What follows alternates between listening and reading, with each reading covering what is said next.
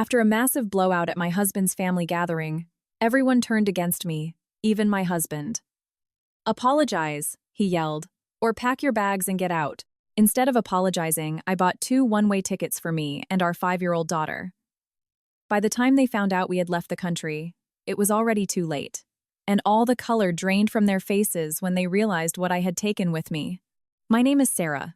I'm 33 years old, and I'm a forensic accountant specializing in corporate financial fraud. The shatter of breaking crystal against the imported marble floor echoed through the grand dining room. I barely had time to blink before an empty Tiffany blue velvet jewelry box bounced off my chest and landed at my feet. "Did you steal it?" Victoria's voice was a hysterical screech that bounced off the vaulted ceilings of her mother's Weston estate. My 31-year-old sister-in-law stood at the opposite end of the long mahogany table, her face flushed with theatrical rage. "Grandmother's diamond brooch is missing, and we all know exactly where it went." I looked down at the empty velvet box on the floor, then back at Victoria. My voice remained completely steady. "I have no idea what you're talking about, Victoria. I haven't been upstairs all evening." Eleanor, my 62-year-old mother-in-law, adjusted her posture at the head of the table. She wore her signature pearls and a practiced expression of aristocratic disappointment. "Come now, Sarah," Eleanor said, her tone dripping with fake pity. "We know your background. We know your family struggled. If you needed money so desperately, you could have just asked Preston instead of resorting to petty theft in my home." I looked around the table. Marcus, Victoria's husband, leaned back in his chair. As a highly successful, cutthroat corporate defense attorney, he usually maintained a professional detachment, but in that moment, he crossed his arms and offered me a look of pure condescension. He was the family's legal attack dog, always ready to clean up their messes, and he clearly thought I was just another liability to manage. I turned to my husband, fully expecting him to put an end to this ridiculous accusation. Preston was a wealth manager for his family's fortune, Sterling Capital. We had been married for 6 years, and I thought we were a team. Instead, he stood up, his chair scraping violently against the hardwood. He walked over to my side of the table, but he didn't step between me and his family. He stood shoulder to shoulder with them. Preston grabbed my arm. His grip was rough, his fingers digging into my skin. "Stop lying, Sarah," he hissed through clenched teeth. "Just admit it. You've always been jealous of Victoria. You've held a grudge since the day we met." "Let go of me, Preston," I warned quietly, staring down at his hand. He squeezed harder, pulling me an inch closer to his face. "Can't stand the fact that you had to work 3 jobs in college just to pay rent while she studied art history in Milan? Do you hate that my family has real generational wealth while yours had nothing? You took the brooch to pay off whatever debts your trashy relatives are hiding. Apologize to my sister right now." The silence in the room was absolute. I looked at the man I had married, the man who was currently bruising my arm to defend a spoiled sister who covered her own debts with fake luxury and constant attacks on me. I saw the arrogance in his eyes, the absolute certainty that his family's money made him invincible, and the deeply ingrained belief that my working-class background made me inherently untrustworthy. He genuinely believed I was the villain here. Or worse, he didn't care if I was innocent as long as he kept his mother and sister happy. For years, I had swallowed my pride to keep the peace. I had smiled politely when Eleanor gifted me etiquette books. I had stayed quiet when Victoria mocked my practical target flats. I had brushed it off when Preston used our joint bank accounts to strictly control my spending. But tonight, they had crossed a line that could never be uncrossed. I didn't cry. I didn't raise my voice, and I didn't defend myself against their baseless accusations. The panic and tears they expected to provoke simply didn't exist. My mind, rigorously trained to dissect complex financial frauds and expose hidden truths, turned completely cold and calculating. I reached up with my free hand and pried Preston's fingers off my arm, one by one. I smoothed the fabric of my dress, picked up my linen napkin, and placed it neatly on the table next to my untouched plate. "Apologize," Preston snapped, his face taking on an ugly shade of purple. "Apologize to my sister and get out of my mother's house." I picked up my purse. I looked at Victoria, who was smiling triumphantly, sure she had finally put the new money trash in her place. I looked at Eleanor, who was already waving over a caterer to sweep up the broken crystal. And finally, I looked Preston dead in the eyes. I leaned in close so only he could hear me. "You are going to deeply regret giving me that option. I whispered. I walked out of the room with my head held high. The heavy front doors clicked shut behind me. Outside, a freezing New England rain was pouring down on the manicured driveway. I stepped into the storm, letting the freezing water wash away the last remnants of the woman I used to be. They wanted me out of their sight. I was finally going to give them exactly what they asked for. The hum of the jet engines shifted to a lower register as we began our descent over the Swiss Alps. Morning light spilled through the cabin windows, illuminating the snow-capped peaks in brilliant shades of gold and pale pink. Beside me, Chloe stirred in her first-class pod, her tiny hands clutching the airline blanket. She had slept through the entire transatlantic flight, completely unaware that our lives had fundamentally changed. I leaned over and gently brushed a stray curl from her forehead. We were safe. The physical distance between us and Preston's toxic family was now measured in thousands of miles. But the real barrier I had built was financial and legal. The wheels touched down smoothly on the tarmac of Geneva Airport. As the plane taxied to the gate, I booted up my secure secondary laptop. I didn't need a phone to know exactly what was happening back in Boston. The timeline I had meticulously planned was already executing with ruthless precision.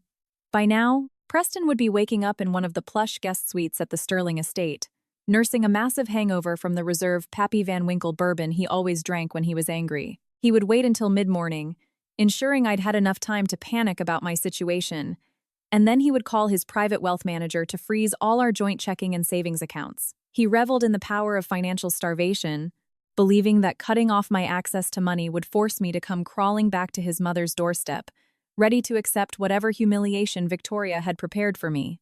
I connected to the airport's encrypted network. A confirmation receipt from the Internal Revenue Service was sitting in my secure inbox. Preston's private banker was currently delivering news that would shatter his arrogant reality. When Preston demanded the accounts be frozen, the banker would have to explain that the funds were already completely inaccessible. They hadn't been locked by Preston. They had been seized by the federal government. While Preston assumed I spent my days organizing household expenses, I had been exercising my skills as a forensic accountant. I had systematically audited my own husband. Convinced of his own invincibility, Preston had left a digital trail a mile wide. He used our joint accounts to launder dirty money, funneling unreported capital through shell companies registered in Victoria's name before moving it to the Cayman Islands. He was just a common thief hiding behind his mother's reputation. I had compiled every wire transfer, every fraudulent tax document, and every shadow ledger into a massive, undeniable dossier. The moment our plane took off from Logan International, my automated systems had forwarded the entire package to the IRS Criminal Investigation Division. I wasn't just a disgruntled wife walking away from a bad marriage. I was a federally protected whistleblower who had just handed the U.S. government a multi-million-dollar fraud case on a silver platter. Chloe unbuckled her seatbelt as the cabin doors opened. "Are we in the mountains now, Mommy?" she asked, rubbing her eyes. "Yes, sweetie," I smiled, helping her with her little backpack. "We're going to a beautiful new house."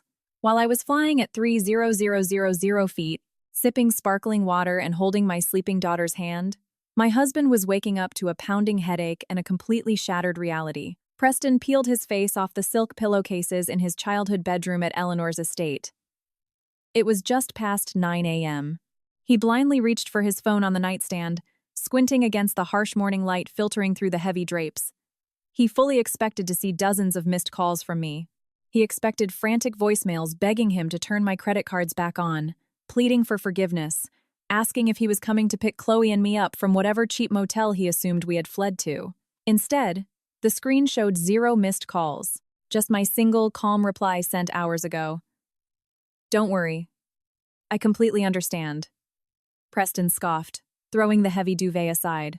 He dialed my number, fully prepared to deliver a blistering lecture about respect and knowing my place. The automated operator's voice responded instantly, stating the number was no longer in service. His irritation morphed into genuine anger. He paced across the room and dialed his private wealth manager, William. This was Preston's favorite power play. Whenever I questioned him, whenever I dared to ask why a mysterious $50,000 charge appeared on our statements, he cut off my access to our money. He loved reminding me that I was just a guest in his financial kingdom. William answered on the first ring, his voice trembling.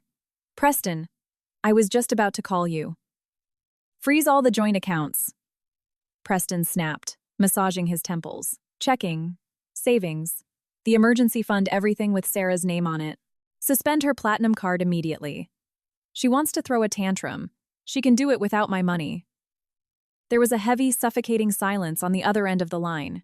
When William finally spoke, his voice cracked. Preston, I can't do that. Preston stopped pacing.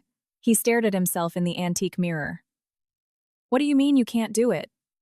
You're my private banker. I manage an account worth tens of millions of dollars. You do exactly what I tell you to do. The accounts are already frozen, Preston. All of them. Even your personal holding accounts and the shell companies registered under Victoria's name. Preston's blood ran cold. For a fraction of a second, he assumed I had somehow bypassed his security protocols and drained the funds. Sarah took it, he demanded, his voice rising to a shout. You let my wife empty my accounts? I'll sue your entire bank into the ground. Sarah didn't take the money, Preston, William said quietly.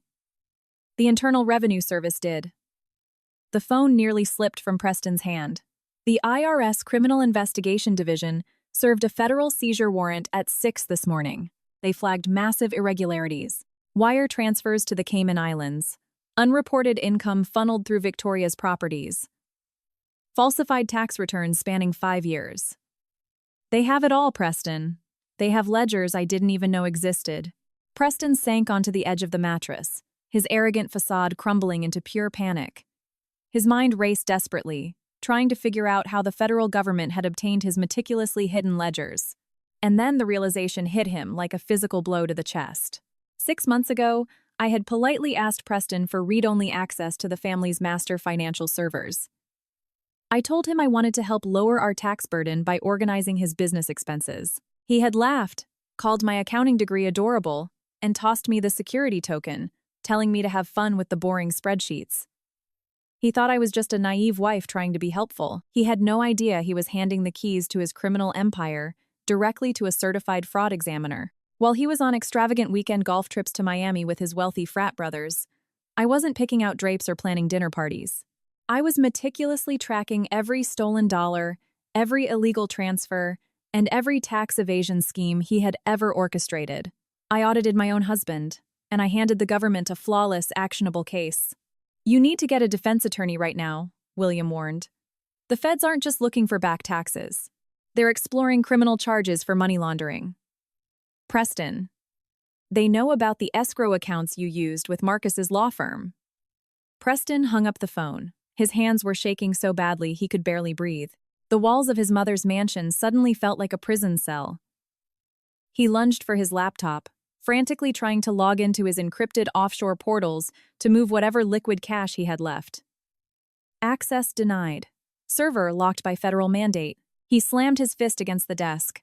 The untouchable golden boy of Boston high society had just been completely outmaneuvered by the woman he constantly degraded. Before Preston could even process the magnitude of his ruin, the heavy oak bedroom doors burst open. Eleanor stood in the doorway, her usually immaculate composure completely shattered. She wasn't wearing her tailored morning suit or her pearls. She wore a silk robe, her face pale and drawn, her hands shaking violently. Preston jumped up. Mom, we have a massive problem. The IRS just seized the accounts. Sarah gave them the ledgers. Eleanor didn't even seem to hear him. She drifted into the room like a ghost, holding a thick, cream-colored envelope with a federal seal. It had been hand-delivered by a courier just minutes prior. Forget the IRS, Eleanor whispered, her voice hollow with absolute terror. She dropped the heavy envelope onto Preston's bed. The bold lettering on the front read, United States Securities and Exchange Commission. What is that? Preston asked, staring at the envelope like it was an active explosive. Eleanor looked up at her son, her eyes wide with the realization that their entire dynasty was collapsing. The family's master trust, she gasped. Do they know about the forged executive documents? They know everything, Preston. We are going to lose it all. The crisp, biting air of Geneva was exactly the reset my lungs needed after hours of recycled cabin oxygen. We breezed through customs on my Swiss passport, bypassing the scrutiny that would have delayed any normal American tourist. A private car, arranged through my late father's wealth manager, was waiting for us. Chloe pressed her little face against the tinted glass, marveling at the snow-capped peaks surrounding Lake Geneva. as we drove into the heart of the city. We arrived at the apartment in the Eau Vive district. It wasn't a hotel or a short-term rental. It was a fortress. The property had been in my father's family for generations, protected by heavy iron doors, reinforced glass, and Swiss privacy laws that even Eleanor's money couldn't easily pierce. I carried a sleeping Chloe into the master bedroom, tucking her under a heavy goose-down duvet. She was safe. She was completely out of their reach. I stepped into the adjoining study, a room lined with dark wood paneling and antique legal texts. I placed my encrypted hard drive on the solid oak desk, opened my laptop, and connected to the secure local network. It was time to assess the collateral damage I had left behind in Boston. Before I could even open the IRS portal, the secure satellite phone I had purchased in the terminal began to buzz. I had only given the number to one person at the firm, a junior analyst I trusted, with strict instructions on who to pass it to. The caller ID was blocked. I answered on the second ring. Sarah. The voice was deep, resonant, and vibrating with barely contained rage. It was Marcus. He didn't bother with a greeting. He bypassed his corporate polish and slipped straight into his courtroom persona, the sharp, aggressive tone he used to annihilate opposing counsel. "Good morning, Marcus," I said, pulling out a leather-bound chair and sitting at the desk. "I see Preston has already run crying to his favorite corporate defense attorney. You need to bring Chloe back to the United States immediately," Marcus snapped. His voice echoed slightly, meaning he was likely pacing in his glass-walled corner office. "Do you have any earthly idea what you've just done?" "I am drafting international kidnapping charges right now. I will have an extradition warrant filed with the State Department and a Hague Convention petition on a federal judge's desk before you even unpack your bags. You can't just steal a child and flee because you threw a tantrum at a dinner party." I listened to his tirade, letting him expend his energy. Marcus was a brilliant lawyer, but he suffered from the same fatal flaw as the rest of the family. He underestimated me. He saw me as Preston's quiet wife who handled spreadsheets, someone who lacked the stomach for a real war. "Are you finished?" I asked, my voice completely devoid of emotion. "I'm just getting started," he fired back. "You are looking at federal prison time, Sarah. Interpol will be knocking on your door by nightfall. My firm has resources you can't even begin to comprehend. We will freeze your assets, seize your passport, and have you detained. Bring her back now, and maybe I can convince Preston to reduce the felony kidnapping charges to misdemeanor custodial interference." He was trying to drown me in legal jargon, assuming I would panic at the mention of Interpol and federal judges. He wanted to assert his dominance, to remind me of my place at the bottom of their social hierarchy. "Marcus," I said, cutting through his monologue, "you are an exceptional defense attorney, but your grasp of international family law is shockingly sloppy. I am a Swiss citizen. Chloe has dual citizenship. I have an irrevocable, notarized travel consent form signed by Preston himself just 6 months ago. There is no kidnapping. There is no extradition. I am legally residing in my own country." He scoffed a harsh, dismissive sound. "A piece of paper signed under false pretenses won't hold up in a federal court. Sarah, you're a glorified bookkeeper. Don't try to lecture me on the law. You are playing a game you cannot win. Preston's family has the capital to bury you in litigation until Chloe is in college." I leaned forward, resting my elbows on the cold surface of the oak desk. "They don't have capital anymore, Marcus. The IRS seized Preston's accounts this morning, and the SEC is currently dismantling Eleanor's master trust." A heavy silence fell over the line. I could almost hear the gears grinding in Marcus's head as he tried to reconcile my calm statements with the frantic call he must have received from Preston. "What did you do?" Marcus's voice dropped an octave. The aggressive courtroom bravado was suddenly replaced by genuine caution. "Before you file those kidnapping charges, Marcus, check your personal email," I instructed quietly. "I didn't send it to your firm's address. I sent it to the encrypted Proton Mail account you use for your private offshore consulting. Check it right now. I just sent you a ledger." I waited, listening to the faint sound of his breathing over the satellite connection. I heard the muffled click of his computer mouse. I heard the sharp intake of air as the file decrypted and opened on his screen. The silence stretched, thick and heavy. I didn't need to see his face to know the blood was rapidly draining from it. He knew exactly what he was looking at. It was a meticulously referenced master document detailing 52 separate wire transfers over the last 3 years. "What is this?" he finally managed to say. His voice was barely a whisper. The arrogance was completely gone, shattered into a million irreparable pieces. "That is the reality of who you married into," I said. "Preston isn't just stealing from the IRS, Marcus. He's been using your personal law firm's escrow accounts to launder the money." "No," Marcus stammered, panic finally breaking through. "No, that's impossible. I audit those accounts. I authorize every single transfer." "You authorize transfers for shell companies that Victoria explicitly vouched for," I corrected him. "Companies that Preston set up using your wife's maiden name. Preston knew you would never audit your own wife's holdings. He used your firm's impeccable reputation as a shield to wash his dirty money, and he used your login credentials to process the final clearing phases." I could hear the frantic clicking as Marcus scrolled through the damning evidence. Line after line of federal crimes, all tied directly to his legal practice. His firm, his license. He had married Victoria for her prestige and her family's connections, believing they would elevate him to the absolute top of the legal food chain.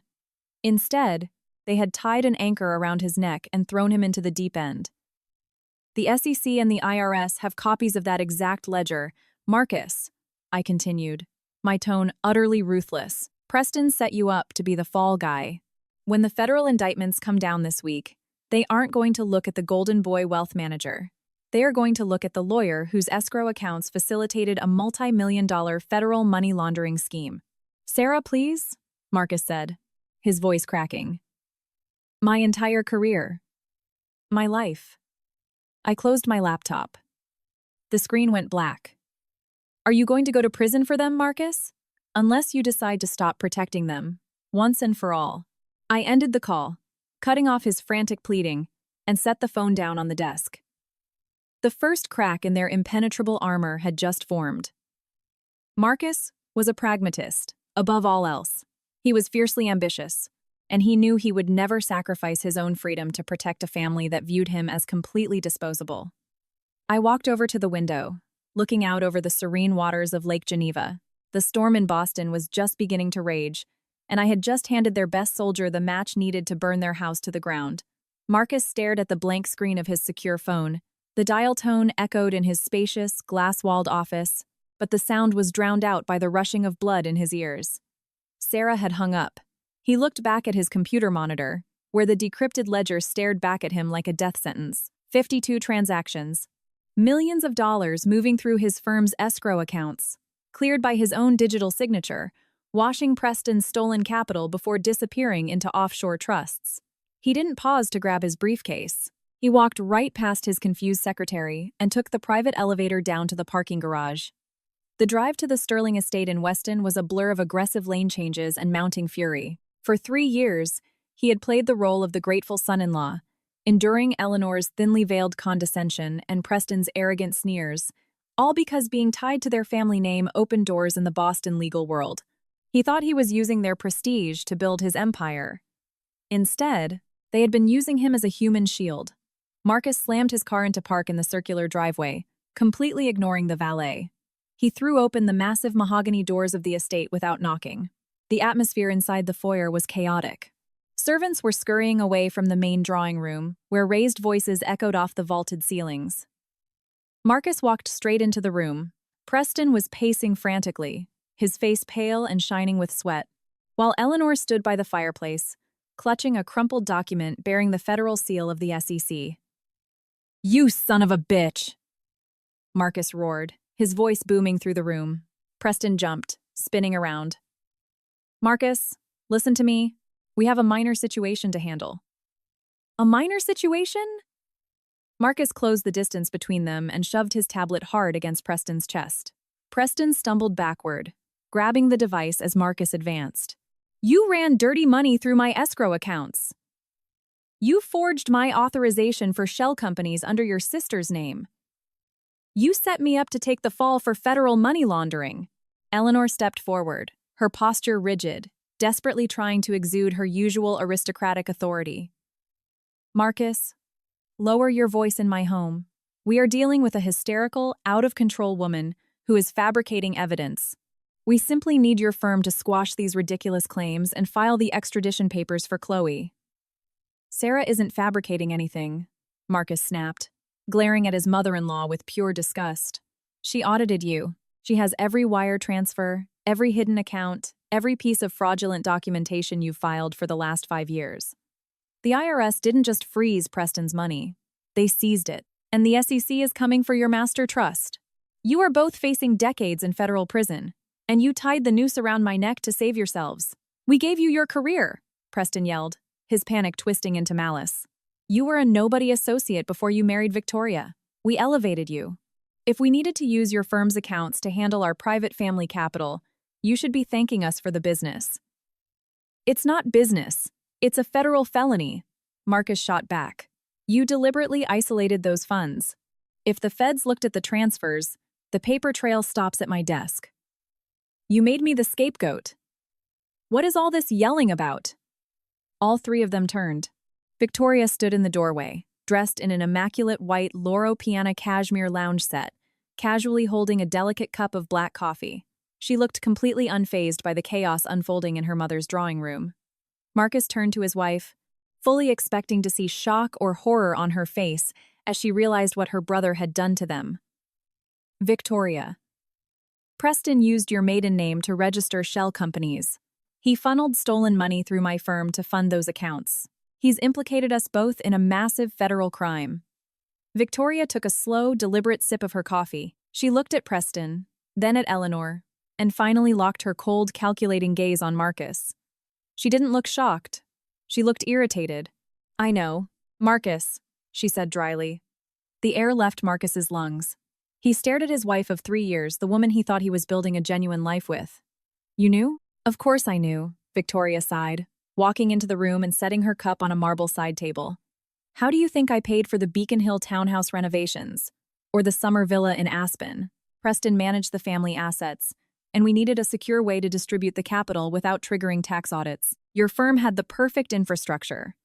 You used me, Marcus whispered, the full magnitude of the betrayal sinking into his bones. You brought me into this family just to use my law license as a shield. Victoria rolled her eyes, crossing her arms defensively. Oh, stop being so dramatic. We were the ones who put you on the map. Without this family, you'd still be redacting real estate contracts in a cubicle.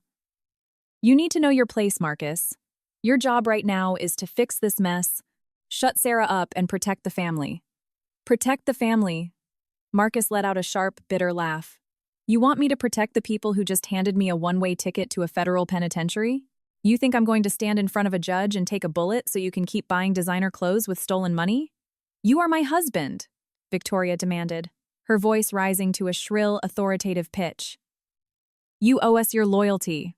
I owe you absolutely nothing, Marcus said, his voice dropping to a dead, absolute calm. The realization hit him with crystal clarity. They were drowning, and they fully intended to hold him underwater so they could breathe. He turned his back on Eleanor and Preston and walked right past his wife. He ignored her shouting as he climbed the sweeping main staircase and went straight to the guest wing where they had been staying for the weekend. He pulled his leather duffel bag from the closet and started throwing his clothes, his passport, and his secure files inside. He wasn't a glorified accountant like they thought Sarah was, and he certainly wasn't going to be their sacrificial lamb. He was a highly trained defense attorney who knew exactly how federal prosecutors built their cases. The first person to cooperate was the only one who survived. Victoria stormed into the bedroom just as he zipped the bag shut. Her aristocratic composure had finally shattered completely. "What are you doing? Where are you going?" she screamed, grabbing his arm. "You can't leave. We have to coordinate a legal strategy." Marcus ripped his arm from her grasp. He looked at the woman he had married, seeing past the expensive facade to the hollow, greedy core underneath. "I am not going down for your family's greed," Marcus said softly. He grabbed his bag and walked past her, pausing briefly at the bedroom door. "You should probably call another lawyer, Victoria, because officially, I am a cooperating witness for the prosecution." He left her standing there, frozen in the middle of the room, her mouth open in silent shock. He walked out of the estate, got into his car, and pulled out his phone. He didn't call a law firm. He opened his browser and booked the next available first-class ticket out of Logan International Airport. Destination: Geneva, Switzerland. Sarah had the ledgers, she had the evidence, and she held all the cards. If Marcus was going to survive the impending federal bloodbath, he needed to find her. The heavy blades of the industrial shredder whined as Preston fed another stack of sensitive documents into the machine. Sweat dripped from his forehead, stinging his eyes and ruining the collar of his expensive silk shirt. The mahogany walls of his home office, usually a monument to his ego, now felt like a shrinking cage. Marcus's defection was the final, fatal blow. Without his brother-in-law to absorb the federal indictments, Preston was completely exposed. "Stop acting like a cornered rat." Preston jumped, knocking a tall stack of blank papers onto the hardwood floor. Eleanor stood in the doorway, her posture rigidly perfect, radiating cold contempt. She looked at her son not with maternal sympathy, but with the disgust of a general watching a soldier desert his post. "They froze everything, Mom," Preston managed to say, his voice cracking with panic. "The SEC, the IRS. Marcus is packing his bags and is going to testify against us. I don't have a dime to my name right now to even hire a defense attorney. I need you to wire funds to my legal team." Eleanor walked into the room and slammed a thick manila folder onto his desk. "I've already liquidated a shadow account in the Bahamas that your idiot wife didn't know about. But I'm not wasting it on defense attorneys yet. We have a much more pressing matter to handle." Preston stared at her, completely confused. What could possibly be more pressing than federal prison? "Chloe," Eleanor snapped. "Sarah thinks she can humiliate this family, steal my granddaughter, and hide behind a foreign passport. She thinks international borders apply to people like us. They don't." Preston wiped his forehead, leaving a greasy smear across his skin. "Mom, you can't just send someone to Switzerland. Marcus said she has a legal right to be there. She's a citizen. The Hague Convention, I don't pay courts to fight my battles," Eleanor interrupted, her tone heavy with blinding arrogance. "I rely on hard cash. I just hired a private extraction team. 3 ex-military contractors specializing in international asset recovery. They don't ask questions, they don't care about jurisdiction, and they do not fail." Preston stared at the manila folder.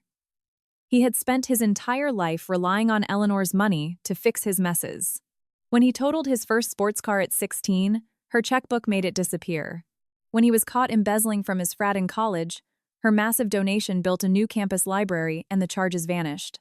Now, facing the total collapse of his life, he fell back into the familiar, pathetic safety of his mother's wealth. He nodded slowly, letting her take control. "They are already in the air," Eleanor declared, checking her diamond-encrusted watch. "By tomorrow morning, they will have breached Sarah's apartment, secured Chloe, and arranged a private charter back to the States. Once I have my granddaughter, Sarah will have no choice but to drop her complaints and beg for a settlement. We will crush her." 4,000 miles away, the crisp, cold Geneva air settled over the historic Eau Vive district. The streets were quiet, the cobblestones illuminated by the soft, warm glow of antique street lamps. 3 men in dark civilian tactical clothing moved purposefully down the quiet avenue. They didn't look like typical tourists admiring the architecture. They moved with the predatory confidence of men accustomed to using brute force to solve complex problems. They had easily tracked the IP address of my secure server connection, straight to my father's family apartment. Eleanor had paid them an astronomical sum to ignore Swiss sovereignty, kick down my door, and physically abduct a 5-year-old girl. They assumed this would be the easiest, most lucrative job of their careers. They expected to find a terrified, isolated American housewife cowering in a luxury apartment. The lead operative bypassed the building's main security panel with a digital cloning device in under 30 seconds. The heavy oak lobby doors clicked open, and the 3 men slipped inside, moving silently up the winding marble staircase to the 3rd floor. They reached my landing. The lead operative signaled his men to fan out, covering the narrow space. He pulled a heavy hydraulic breaching tool from his duffel bag, positioning himself directly in front of my reinforced iron door. He raised his hand, ready to give the breach signal. He never got the chance. Before the metal tool could even graze the wood of my door, the stairwell lights instantly cut out, plunging the hallway into absolute darkness. The terrifyingly quiet click of a dozen weapon safeties being disengaged echoed in the cramped space. Suddenly, blinding tactical strobes flared from the stairwells above and below. A dozen crimson laser sights pierced the darkness, painting the chests and foreheads of the three mercenaries. They were completely surrounded, trapped in the narrow corridor, with zero avenues of escape and no cover. "Drop the weapon, hands on your heads, and get on your knees," a voice commanded in perfect, unaccented English. The lead operative froze, squinting against the blinding glare of the tactical flashlights. Standing on the landing above them were 10 heavily armed agents of the Swiss Federal Police, Fedpol. They were in full tactical gear, their submachine guns raised and perfectly steady. I watched the entire scene unfold in crisp, high definition from the security monitors in my study. Eleanor genuinely believed her American money made her untouchable. She thought she could send armed thugs into Geneva to steal a Swiss citizen. She had no idea that the moment I landed, I had registered a high-level threat assessment with the local authorities, providing them with Eleanor's exact financial profile and history of aggressive retaliation. The mercenaries dropped to their knees, their hands raised in surrender as the Swiss authorities moved in, slapping heavy steel cuffs on their wrists. Eleanor's expensive, ruthless extraction team hadn't even made it to my front door. The heavy iron doors of my building slammed shut, echoing through the security monitors, as the Swiss Federal Police marched Eleanor's million-dollar extraction team out into the freezing Geneva night. The mercenaries were shoved into the back of armored transport vehicles, stripped of their tactical gear, their arrogance completely erased. I took a slow sip of my coffee, watching the blue lights of the convoy strobe against the cobblestones until they disappeared around the corner. Just then, the encrypted satellite phone resting on my solid oak desk began to vibrate. It was a video call request. The caller ID was routed through a secure proxy, but I knew exactly who was on the other end. Eleanor and Preston were expecting a confirmation call from their team leader. They were expecting to see me zip-tied, crying and begging for mercy, while they booked a private charter to drag Chloe and me back to Boston. I adjusted the camera angle to ensure the serene, snow-capped peaks of the Swiss Alps were visible through the window behind me. I tapped the green accept button. Preston's face filled the screen. He looked terrible. His hair, usually perfectly styled, was plastered to his forehead with sweat, and the collar of his designer shirt was unbuttoned and wrinkled. Behind him, I could see the familiar mahogany bookshelves of Eleanor's drawing room. Eleanor stood just over his shoulder, her posture rigid, her eyes darting around the frame, trying to make sense of what she was seeing. "Where are they?" Preston demanded, his voice cracking with a frantic, desperate edge. "Where's the team?" "Put Davis on the screen right now, Sarah. If you're trying to negotiate with them, I swear to God I'll stop you right there." I cut in, my voice perfectly level and void of any emotion. "Davis is currently sitting in the back of a Swiss federal transport vehicle, Preston. He and his 2 associates are being processed for international espionage, attempted kidnapping, and carrying unregistered firearms across international borders. They are facing a minimum of 20 years in a high-security Swiss prison." Preston stared at the camera, his mouth opening and closing without sound. Eleanor pushed him aside, pulling the laptop closer to her own face. "You're lying," Eleanor spat, her aristocratic mask slipping to reveal the raw panic underneath. "You don't have the capital to hire a security detail capable of intercepting Tier 1 military contractors. I froze your joint accounts. You have nothing.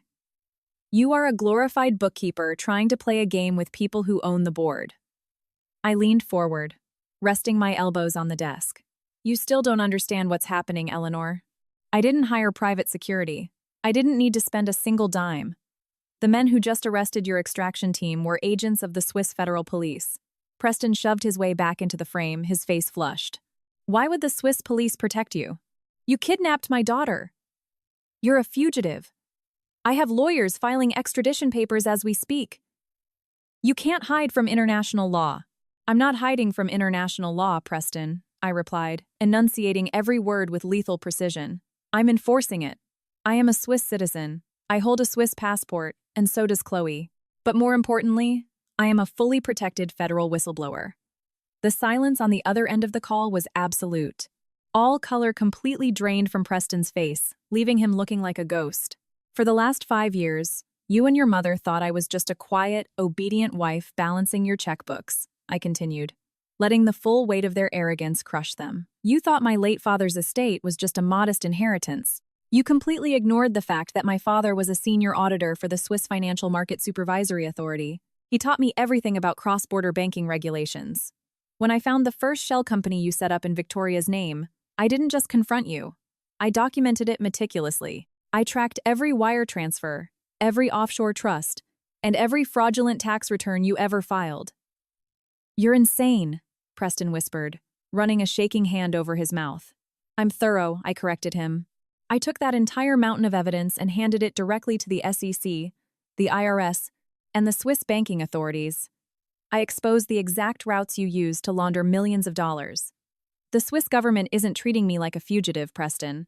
They are treating me as their star witness in a massive, international money laundering sting. They assigned an armed detail to my building the moment I landed, because your mother's financial crimes have triggered a multi-agency federal investigation. You didn't just send armed thugs to my apartment, you sent them into a federal sting operation. Eleanor stumbled back from the camera, grabbing the edge of a mahogany side table to steady herself. Her impenetrable empire was crumbling in real time. She had spent decades buying politicians, intimidating judges, and silencing anyone who dared question her family. Now, she was facing the one woman she had relentlessly underestimated. The woman who had just handed her over to international authorities on a silver platter. Sarah, please, Preston begged, his voice dropping an octave, completely abandoning his aggressive posturing. We can fix this. We can come to an arrangement. You don't have to do this to the family. Chloe needs her father. I smiled, but there was no warmth in it. It was the smile of a predator watching its prey realize the trap had already snapped shut. You can't use Chloe as a bargaining chip anymore, Preston. I terminated your parental rights the second my plane left the tarmac. And the financial crimes are only the beginning of the paperwork I filed. Preston blinked, his desperate expression faltering into utter confusion. What are you talking about? What other paperwork? I leaned back in my leather chair, letting the silence stretch for a few agonizing seconds. I wanted him to feel the fear. I wanted Eleanor to hear every single word. By the way, Preston, I stated, my voice echoing coldly through his laptop speakers. I filed the medical records in family court this morning, the ones from my private doctor in Boston. Do you want to tell your mother why I needed an emergency infectious disease screening last month? Or should I read the clinic results out loud right now? Preston's face went completely blank. He lunged toward the laptop camera, his eyes wide with sudden, frantic terror. Shut up, Sarah, he hissed, his hands gripping the edge of the mahogany desk so hard his knuckles turned white. You're lying. You don't have any records. You're just trying to provoke my mother. I didn't blink. I reached just off camera and pulled a thick white envelope bearing the unmistakable crest of Massachusetts General Hospital into frame, setting it on my desk. I slid the official lab report out, holding it up so the high-definition lens could capture every damning line of text. Department of Infectious Diseases, I read, my voice as calm and steady as a metronome. Patient, Sarah Sterling. Positive diagnosis for a severe, antibiotic-resistant strain of syphilis, accompanied by secondary complications requiring an emergency intravenous treatment protocol. The silence that fell over Eleanor's drawing room was absolute. Preston looked as though he had been physically struck. He stumbled backward, his heel catching on the edge of the Persian rug, sending a crystal bourbon decanter crashing to the hardwood floor. Turns out your quarterly executive golf trips to Miami were far more strenuous than you let on, Preston, I continued, letting the cold reality of my words sink into his skin. Though I suppose sleeping with unprotected high-end escorts comes with its own unique set of occupational hazards. Eleanor stood frozen. She stared at the screen, then slowly turned her head to look at her son. For a fleeting second, the naive, hopeful girl I used to be thought there might be a shred of maternal horror. I thought Eleanor might express a single ounce of sympathy that her son's reckless, selfish infidelity had permanently compromised my health. I should have known better. You filed this? Eleanor's voice was a breathless, barely contained shriek. She stepped over the broken glass on the floor, marching toward the camera until her face filled the screen. I filed these medical reports in Suffolk County Family Court at 8 a.m. Boston time, I confirmed smoothly. Along with my official petition for at-fault divorce and sole, total, and irrevocable custody of Chloe, under Massachusetts family law, proving that a spouse knowingly transmitted a severe infectious disease constitutes extreme cruelty and reckless endangerment. Preston is legally unfit to parent. He will never have unsupervised access to my daughter again. Do you have any earthly idea what you've just done? Eleanor screamed, bringing her hands up to the sides of her perfectly styled hair. She wasn't looking at Preston. She was glaring at me through the screen, her eyes completely wild with a terrifying primal panic. Family court dockets are public records. Sarah, they are accessible to the press. The Boston Globe pulls those dockets every morning. I watched the realization wash over her in real time.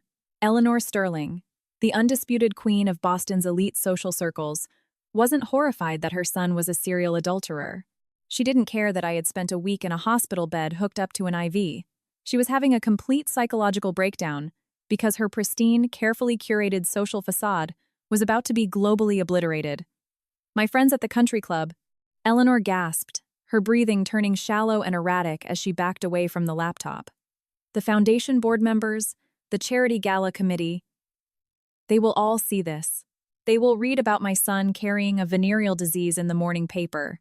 We will be the laughingstock of the entire East Coast. They'll be reading about a lot more than that once the federal indictments drop, I reminded her, refusing to let her change the subject or minimize the destruction. But yes, Eleanor, your friends at the country club are going to know exactly what kind of man you raised. Mom, listen to me, Preston begged, taking a cautious step toward her with his hands raised defensively. It was a mistake, a minor lapse in judgment. Sarah is just trying to use this to extort us. We can pay her off. We can get a judge to seal the records. Extort you? I laughed, a sharp, cutting sound that echoed in the quiet Swiss study. You don't have any money left to extort, Preston. The SEC seized it all because of the ledgers I handed over. And you have no legal leverage because I am safe in Geneva, protected by federal authorities. I didn't file those medical records to secure a payout. I filed them to ensure that when a judge looks at your character, they see the exact same repulsive, selfish coward I've had to look at for the last 5 years. Eleanor spun to face her son. The aristocratic composure she had wielded like a weapon her entire life vanished entirely. Her face was flushed, contorted with a vicious, ugly rage that stripped away decades of refined elegance. You absolute idiot, Eleanor hissed, her voice vibrating with pure venom. I spent 30 years building the Sterling family name, 30 years curating a flawless reputation, ensuring we sat at the absolute top of the hierarchy in this city. Mom, please, Preston stammered, shrinking back like a terrified child. Do not interrupt me, she roared. I paid off the dean at Wharton when you were caught embezzling from your own fraternity. I bought your way out of that horrific hit-and-run in Nantucket so you wouldn't see the inside of a holding cell. I handed you a career, a fortune, and an immaculate public image on a silver platter because you are too weak to build anything for yourself. Preston swallowed hard, his eyes darting toward the camera, acutely aware that I was witnessing his total humiliation. We can hire a crisis management firm, Mom. We can spin the narrative. We'll say Sarah forged the documents to steal Chloe spin a public court docket detailing your incurable venereal disease.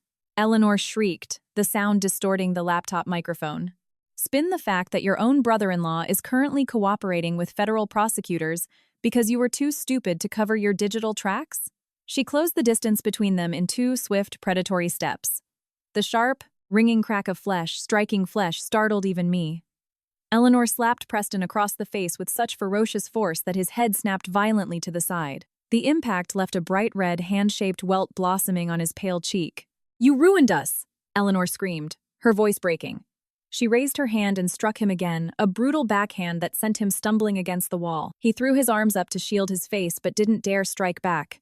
You ruined the family name. You ruined the legacy. You have left us with absolutely nothing.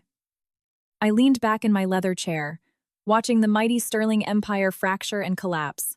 The impenetrable alliance of inherited wealth and arrogance was shattering under the weight of its own corruption. They were turning on each other, tearing each other to pieces, exactly as I knew they would once the money and prestige were stripped away. I leaned forward and rested my hand on the laptop keyboard. Enjoy the morning papers, Eleanor, I said quietly, making sure my voice cut cleanly through the sounds of her screaming at her son. And Preston? Make sure you pack a warm coat for federal prison. I hear the winters in upstate New York are absolutely brutal. I pressed a single button, ending the call and plunging the screen into darkness. The screen went black, leaving Eleanor and Preston in the suffocating silence of the drawing room. But the stillness was temporary. The true devastation of my actions didn't arrive until the sun rose over Boston and the financial markets opened. Family court dockets were public domain, and exactly as Eleanor had predicted, the press had been tipped off. By 8 a.m., local news stations were broadcasting breaking segments on the sudden SEC raid on Sterling Capital, using the scandalous divorce filings and severe medical revelations as fuel for the fire. Preston retreated to his home office, locking the heavy mahogany doors behind him. He sat paralyzed behind his desk as the first alert pinged on his secure server. Then came another, and another. Sterling Capital was an institution built entirely on generational trust and the illusion of impenetrable stability. Now, that illusion was being violently dismantled on live television. Major clients, tech billionaires, legacy real estate tycoons, and foreign investors were watching the news cycle detail Preston's frozen assets and his complete moral bankruptcy. Withdrawal requests flooded the firm's servers in a relentless digital avalanche. Preston watched the dashboard flash red as his clients scrambled to pull their money before the federal government seized it all. 10 million vanished in the first minute. 50 million followed. By 9 a.m., the total exceeded 200 million. The firm's phones rang incessantly, a chaotic symphony of angry, terrified investors demanding their capital immediately. Preston couldn't answer a single call. He was legally paralyzed by the SEC freeze, and the offshore accounts he usually relied on had been drained by my revelations. Within 3 hours, a massive, catastrophic bank run had decimated his portfolio. He was watching his entire empire bleed out to zero in real time. Desperate, sweating through his ruined silk shirt, Preston sprinted out of the office. He needed a lifeline. He needed liquid capital to cover the immediate margin calls and stop the panic. He ran through the sprawling estate and found Victoria in the solarium. She was typing furiously on her phone, surrounded by designer suitcases, hastily shoving cashmere sweaters and expensive jewelry into a leather duffel bag. Preston grabbed her by the shoulder, spinning her around. He demanded she call her private wealth manager. He needed her to take out a second mortgage on her Aspen villa and leverage the Beacon Hill townhouse. He pleaded with her, his voice cracking with hysteria, explaining that if he could just show the board a sudden influx of liquid cash, he might temporarily stabilize the firm's position. Victoria ripped herself out of his grip, her face contorting into a mask of bitter, pure cruelty. She let out a sharp, mocking laugh that echoed off the glass walls of the solarium. "You are completely out of your mind," Victoria spat, kicking one of her suitcases toward the door. "There is no capital left to pull, Preston. Nothing. The townhouse has 3 liens on it. And the Aspen property is mortgaged to the absolute hilt." Preston stared at her, the color draining from his face. He asked how that was mathematically possible given her massive monthly allowance. Victoria stepped closer to him, her aristocratic facade completely shattered by her own mounting panic. She revealed that her opulent lifestyle, the private jets, the shopping sprees in Europe, the endless renovations had been funded entirely by borrowing against those properties for years. She had been relying on the dirty money Preston ran through Marcus's escrow accounts to pay the minimum interest to the banks. "I am completely broke," Victoria screamed, her voice shrill and desperate. "Marcus took the last of the clean cash when he walked out of here. He emptied our personal joint accounts before he got on that plane. You aren't getting a dime from me because there is absolutely nothing left to give. You built a house of cards, Preston, and you expected me to foot the bill when the wind blew." Preston stumbled backward, the absolute totality of his ruin pressing down on his chest like a physical weight. He sank onto a velvet chaise lounge, burying his face in his hands. They were out of money, out of allies, and out of legal options. The federal government was closing in, and their social circle was actively watching them burn. Heavy, deliberate footsteps echoed against the marble floor of the hallway. Eleanor appeared in the doorway of the solarium. She was no longer the elegant, composed matriarch who presided over country club galas. She was dressed in a dark trench coat, clutching a secure satellite phone in her hand. Her face was pale and drawn, but her eyes burned with a manic, dangerous determination. She had lost her social status, her wealth, and her dignity. The loss had stripped away all her refined pretenses, leaving behind nothing but pure, unfiltered malice. The situation was completely beyond the realm of legal repair. It required brute force. "Put your coat on," Eleanor ordered Preston, her voice dropping to a terrifyingly calm, absolute register. She turned to her executive assistant, who was trembling silently in the hallway. "Charter the jet immediately. Clear the flight path directly to Geneva. Pay whatever bribes are necessary to bypass standard customs protocols. Preston looked up, his eyes wide with genuine terror. He looked at his mother as if she had lost her mind. Mom, you can't do that. The Swiss Federal Police are right outside her apartment. They arrested your extraction team. We can't just fly to Switzerland and walk through the front door. They'll arrest us on the tarmac. Eleanor stepped forward, grabbing the lapels of Preston's shirt and hauling him to his feet with a surge of adrenaline-fueled strength. She didn't care about the law anymore. Her money and power had always insulated her from consequences. And her arrogant brain simply refused to accept that the shield was gone. "We are going to Switzerland," Eleanor hissed, her grip tightening until the fabric slightly tore. "We are going to walk into that apartment, and we will force that girl to sign a full retraction, even if I have to physically hold her hand to the paper." The private jet touched down on the tarmac at Geneva Airport just as the morning sun broke over the Jura Mountains. Eleanor didn't wait for the cabin crew to secure the stairs. She pushed through the door, her trench coat whipping in the crisp alpine wind, with Preston trailing behind her like a scolded child. The flight had been 8 hours of suffocating silence, punctuated only by Eleanor's venomous muttering about how she would personally ruin my life. They bypassed regular customs via a private terminal. Eleanor threw cash at a private driver to break every speed limit in the canton. 20 minutes later, the black Mercedes sedan slammed its brakes in front of the imposing, centuries-old limestone facade of the Banque Privée de Genève. It was the fortress that housed the remaining fragments of the Sterling family's hidden wealth. Eleanor marched through the massive revolving doors. The bank's lobby resembled a quiet, sacred cathedral vaulted ceilings, pristine marble floors, and an atmosphere of absolute, untouchable discretion. In Boston, Eleanor was royalty. She was used to bank managers dropping their coffee and sprinting across the lobby the moment she walked into a branch. She expected the exact same submission here. She marched up to the massive reception desk, slamming her designer leather purse onto the polished stone. "I need to see the director of wealth management," Eleanor demanded, her voice completely shattering the quiet reverence of the room. "Tell him immediately that Eleanor Sterling has arrived, and I want the paperwork to unfreeze my offshore trusts printed and ready to sign." The receptionist, a young man in an impeccable tailored suit, didn't flinch. He didn't rush. He slowly looked up from his monitor, his expression completely devoid of the fear Eleanor was so accustomed to inspiring. "Do you have an appointment, madam?" he asked, in flawless, unaccented English. "I don't need an appointment," Eleanor snapped, her face flushing with indignant rage. "I am one of the largest American account holders at this institution. My son's firm funnels hundreds of millions of dollars through your vaults. You will fetch the director right now, or I will ensure you are looking for a new job by lunch." Preston stood beside her, trying to project a dominance he clearly didn't feel. He was running on pure adrenaline and panic. His eyes darted around the lobby. "Listen," Preston ordered, leaning over the counter. "We have lawyers standing by in New York and London. If you do not grant us immediate access to the Sterling family accounts, we will bury this bank in international lawsuits. We are victims of a fraudulent asset freeze initiated by a disgruntled ex-spouse, and we demand access to our capital." A set of frosted glass doors opened behind the reception desk. A tall, silver-haired man projecting an aura of absolute authority stepped out. He wore a tailored charcoal suit and held a sleek electronic tablet. He didn't look intimidated. He looked mildly inconvenienced.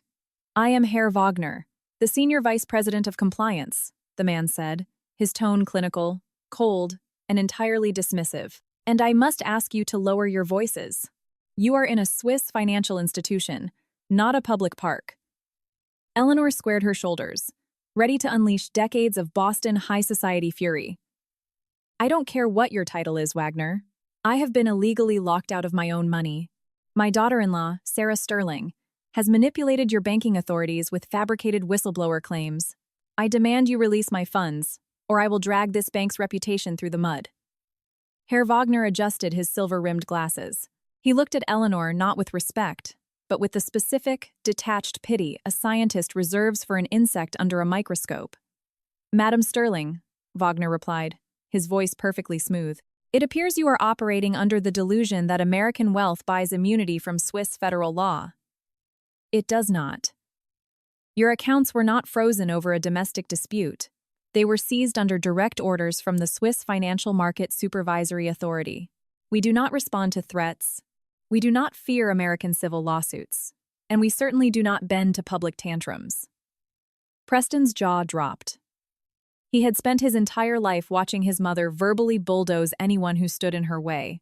But here, thousands of miles from the safety of her country club, Eleanor's influence was absolutely worthless.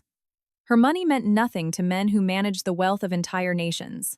"You can't do this," Preston stammered, his facade crumbling.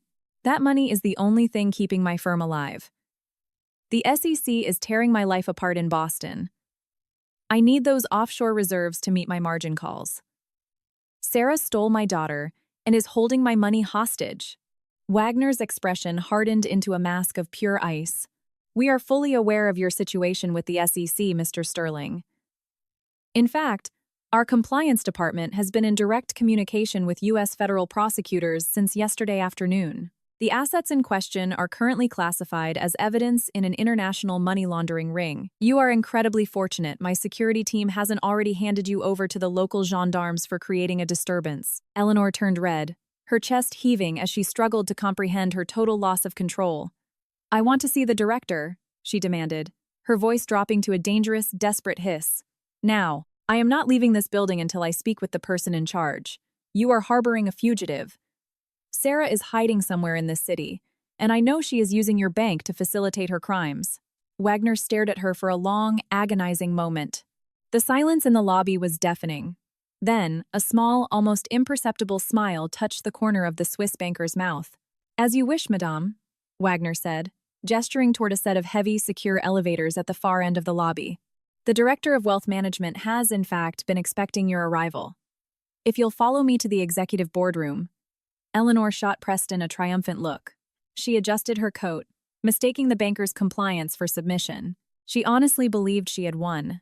She believed that once she was behind closed doors with the director, she could bribe, threaten, or bully her way back to the top of the food chain. Preston wiped the sweat from his forehead, letting out a shaky sigh of relief as they followed Wagner to the elevator. The doors closed, and the elevator shot up to the penthouse level. The ride was silent. Eleanor kept her chin high, mentally preparing her list of demands. She was going to unfreeze her accounts. She was going to demand my exact location. She was going to hire local mercenaries to drag me out of Switzerland.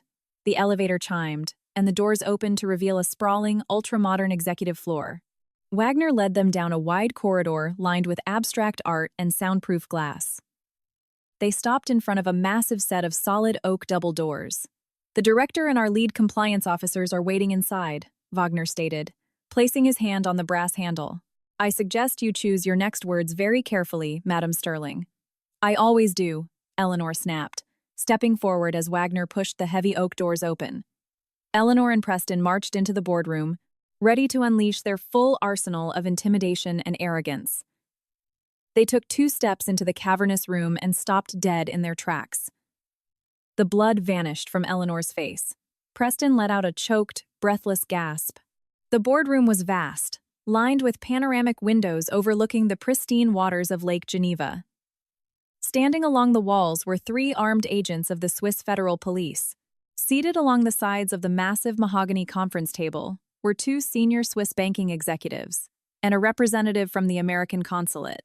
And sitting comfortably at the very head of the table, dressed in an immaculate white blazer with a steaming cup of coffee in front of me, was me. I smiled at my former mother-in-law, lacing my fingers together and resting them on the polished wood.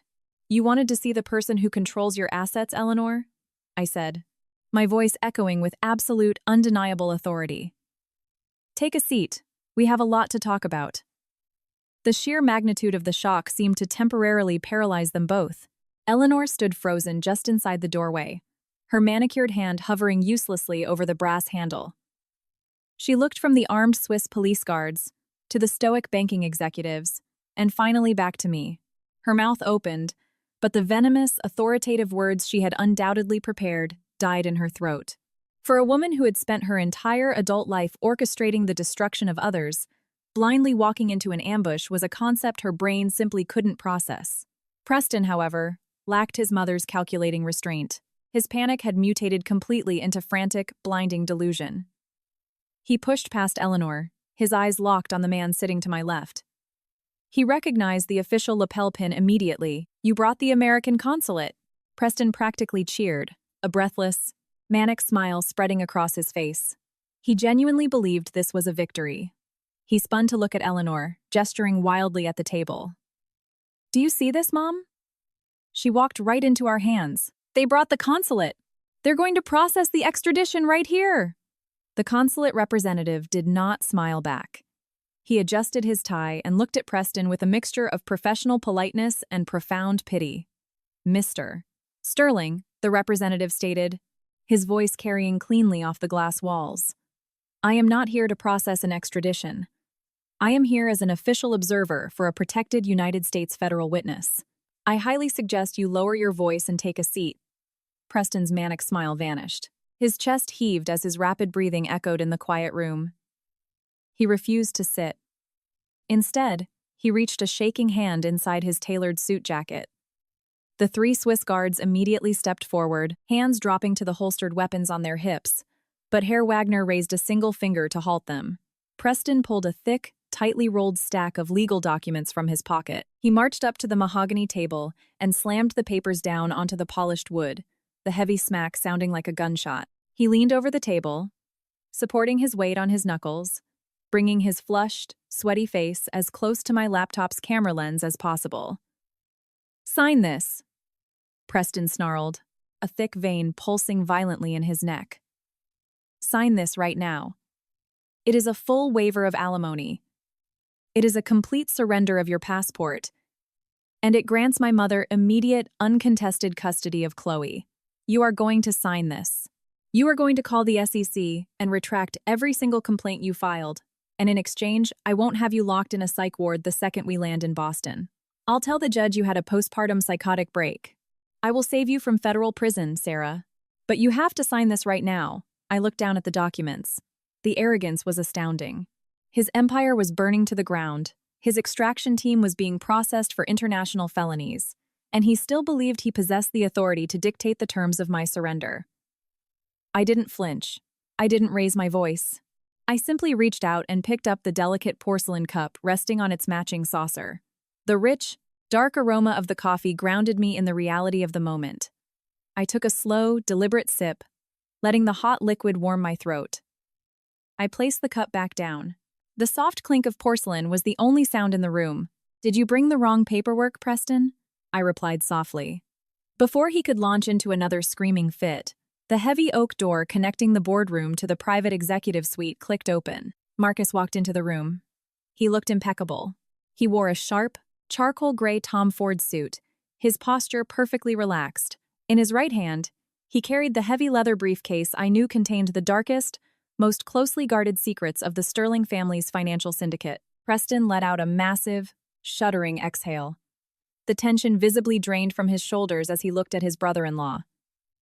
To Preston, Marcus was the ultimate fixer. He was the brilliant legal mind who had spent years cleaning up Preston's messes, hiding Eleanor's offshore transfers, and keeping the family completely untouchable.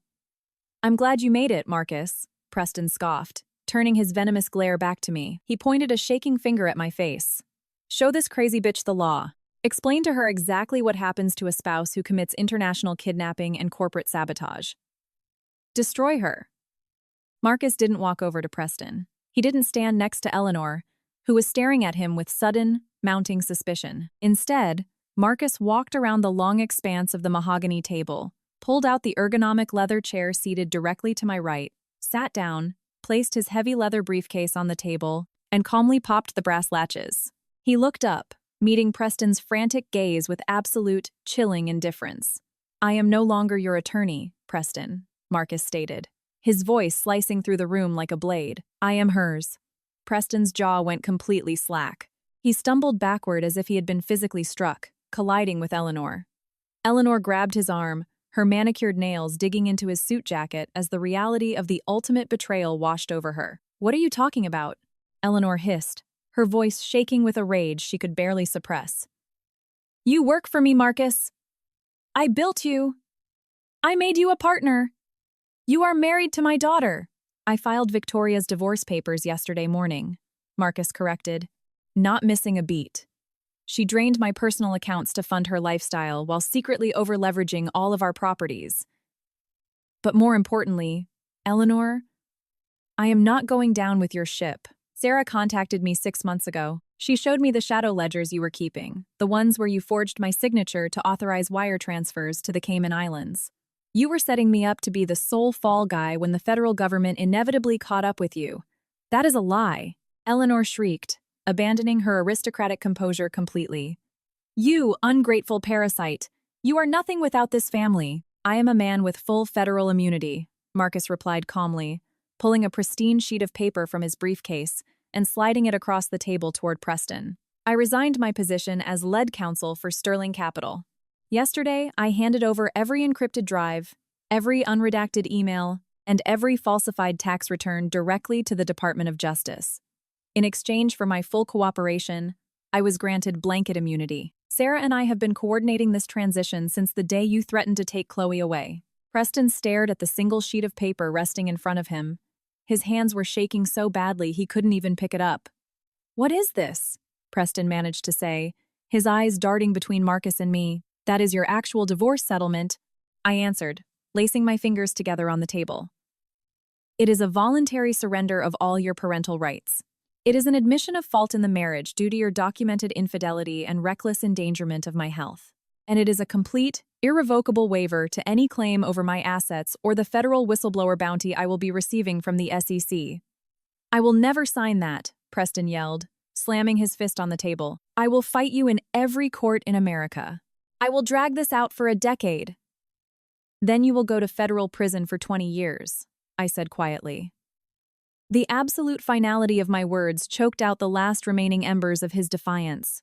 "And your mother will be in the cell block right next to you. Sign the paper, Preston, because the Swiss police standing behind you are just waiting for my signal to execute the international arrest warrants."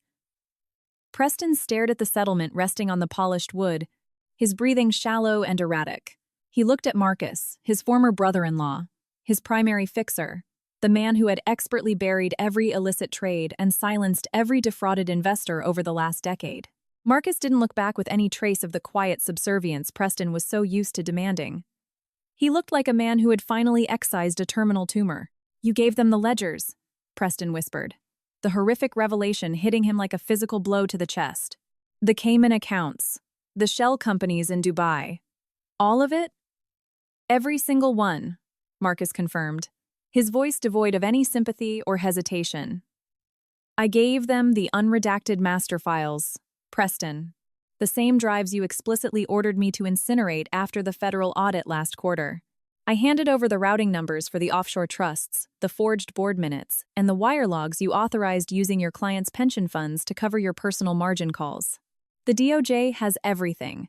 The SEC has already frozen your domestic accounts based on my sworn testimony. You have absolutely no leverage, zero liquid capital, and as of this morning, no legal representation." Marcus leaned back in his ergonomic chair, gesturing toward me with a calm, deliberate motion. "I represent Sarah now.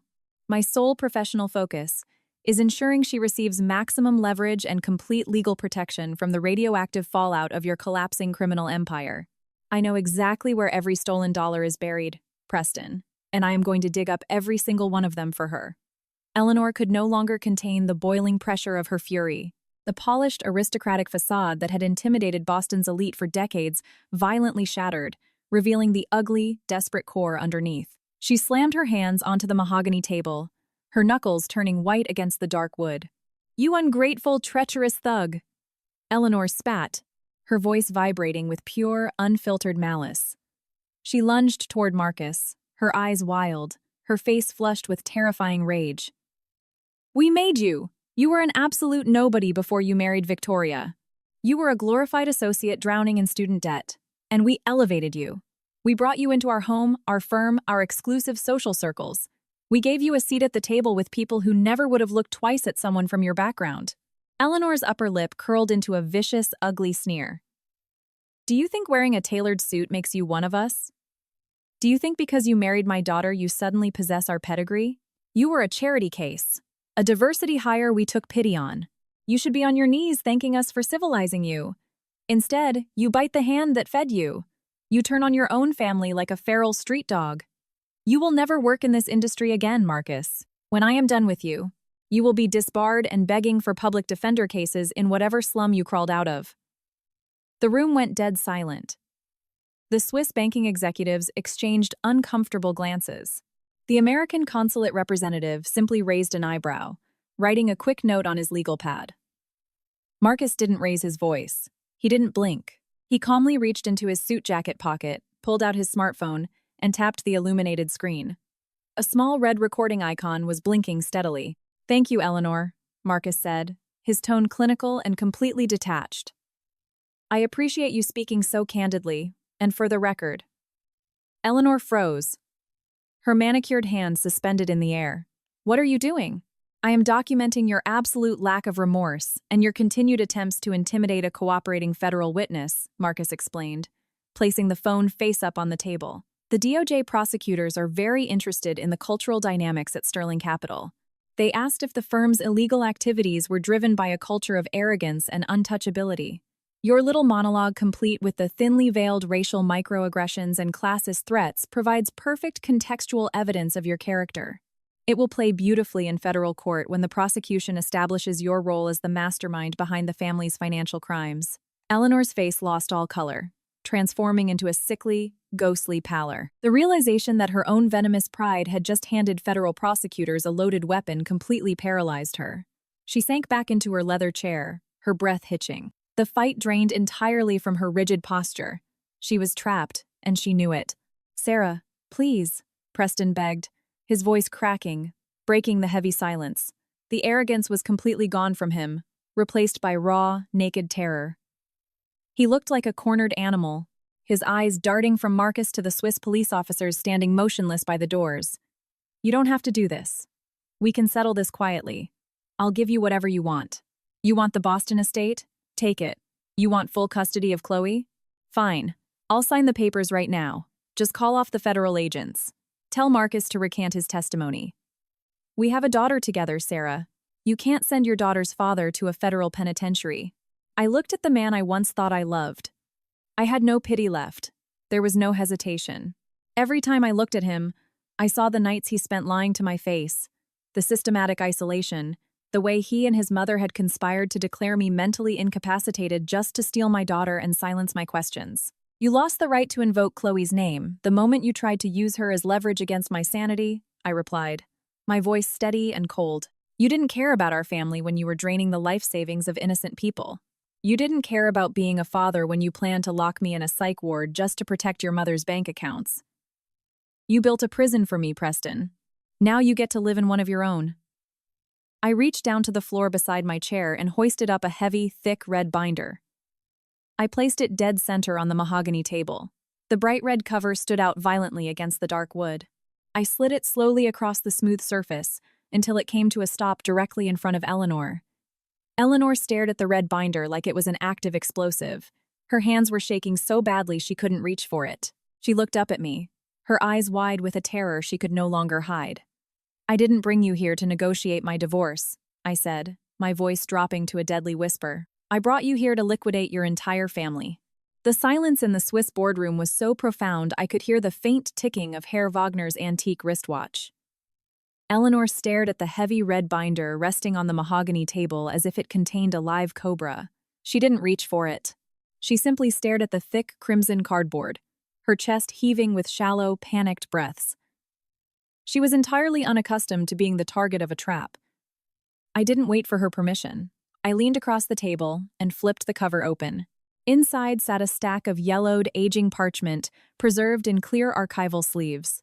The ornate Sterling family crest was heavily embossed at the top of the first page.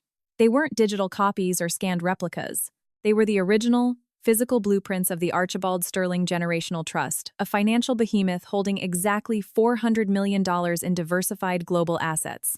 "Where did you get that?" Eleanor demanded, her voice a thin, reedy whisper. Her eyes darted toward Marcus, a lethal accusation forming on her face.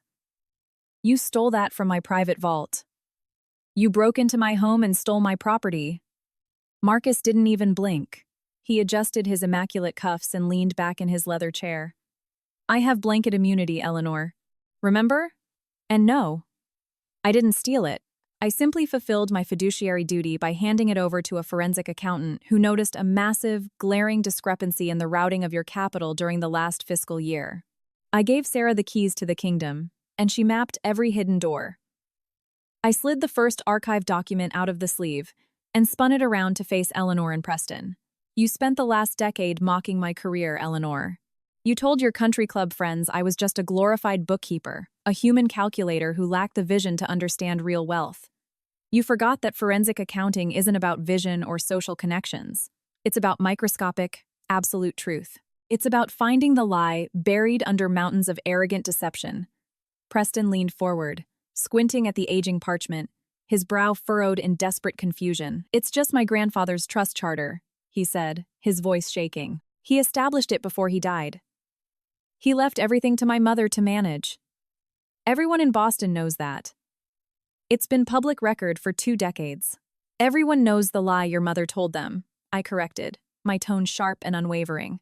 Archibald Sterling despised Eleanor.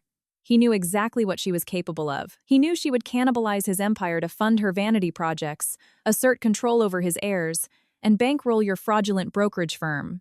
He never named her as the sole trustee. The original charter explicitly named an independent board of directors to manage the $400 million, distributing the wealth only when you and Victoria reached the age of 40. Eleanor slammed her palm against the table.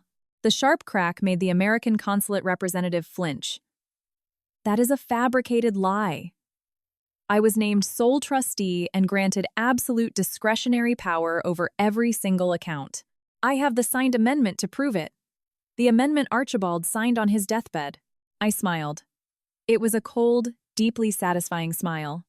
I pulled a second document from the red binder. It was the amendment Eleanor spoke of, a single sheet of paper that had effectively handed her the keys to an absolute kingdom 20 years ago. The signature at the bottom read, "Archibald Sterling," in elegant, sweeping cursive. "For 20 years, you paraded around Boston acting as the undisputed matriarch of a financial dynasty," I said, tapping my finger directly on the signature. "You used this $400 million to intimidate competitors, buy politicians, and terrorize anyone who didn't bow to you.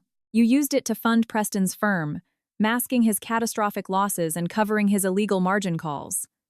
You used it to threaten me and try to take my daughter. You built your entire identity, your entire life, on the illusion of this inherited power." "It is not an illusion!" Eleanor shrieked, losing whatever remained of her polished composure. The Swiss police officers shifted their weight, their hands resting cautiously on their duty belts, anticipating a physical outburst. "That is his signature. My father-in-law signed that document in front of witnesses. It is an ironclad legal directive." Marcus let out a dark, mocking laugh that bounced off the glass walls. "The witnesses were your personal chauffeur and a notary public who mysteriously acquired a very expensive coastal property a month later. I told you years ago that the amendment looked sloppy, Eleanor. I told you the paper trail was incredibly messy, and that the formatting didn't match Archibald's usual legal filings. You threatened to have me disbarred and ruined if I ever questioned it again.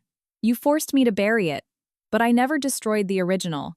I kept it for exactly a moment like this." Eleanor went so pale she looked almost translucent. She was shaking now, a visible, violent tremor vibrating through her arms and shoulders. "You can't prove anything," she stammered, looking wildly toward the Swiss banking executives for intervention.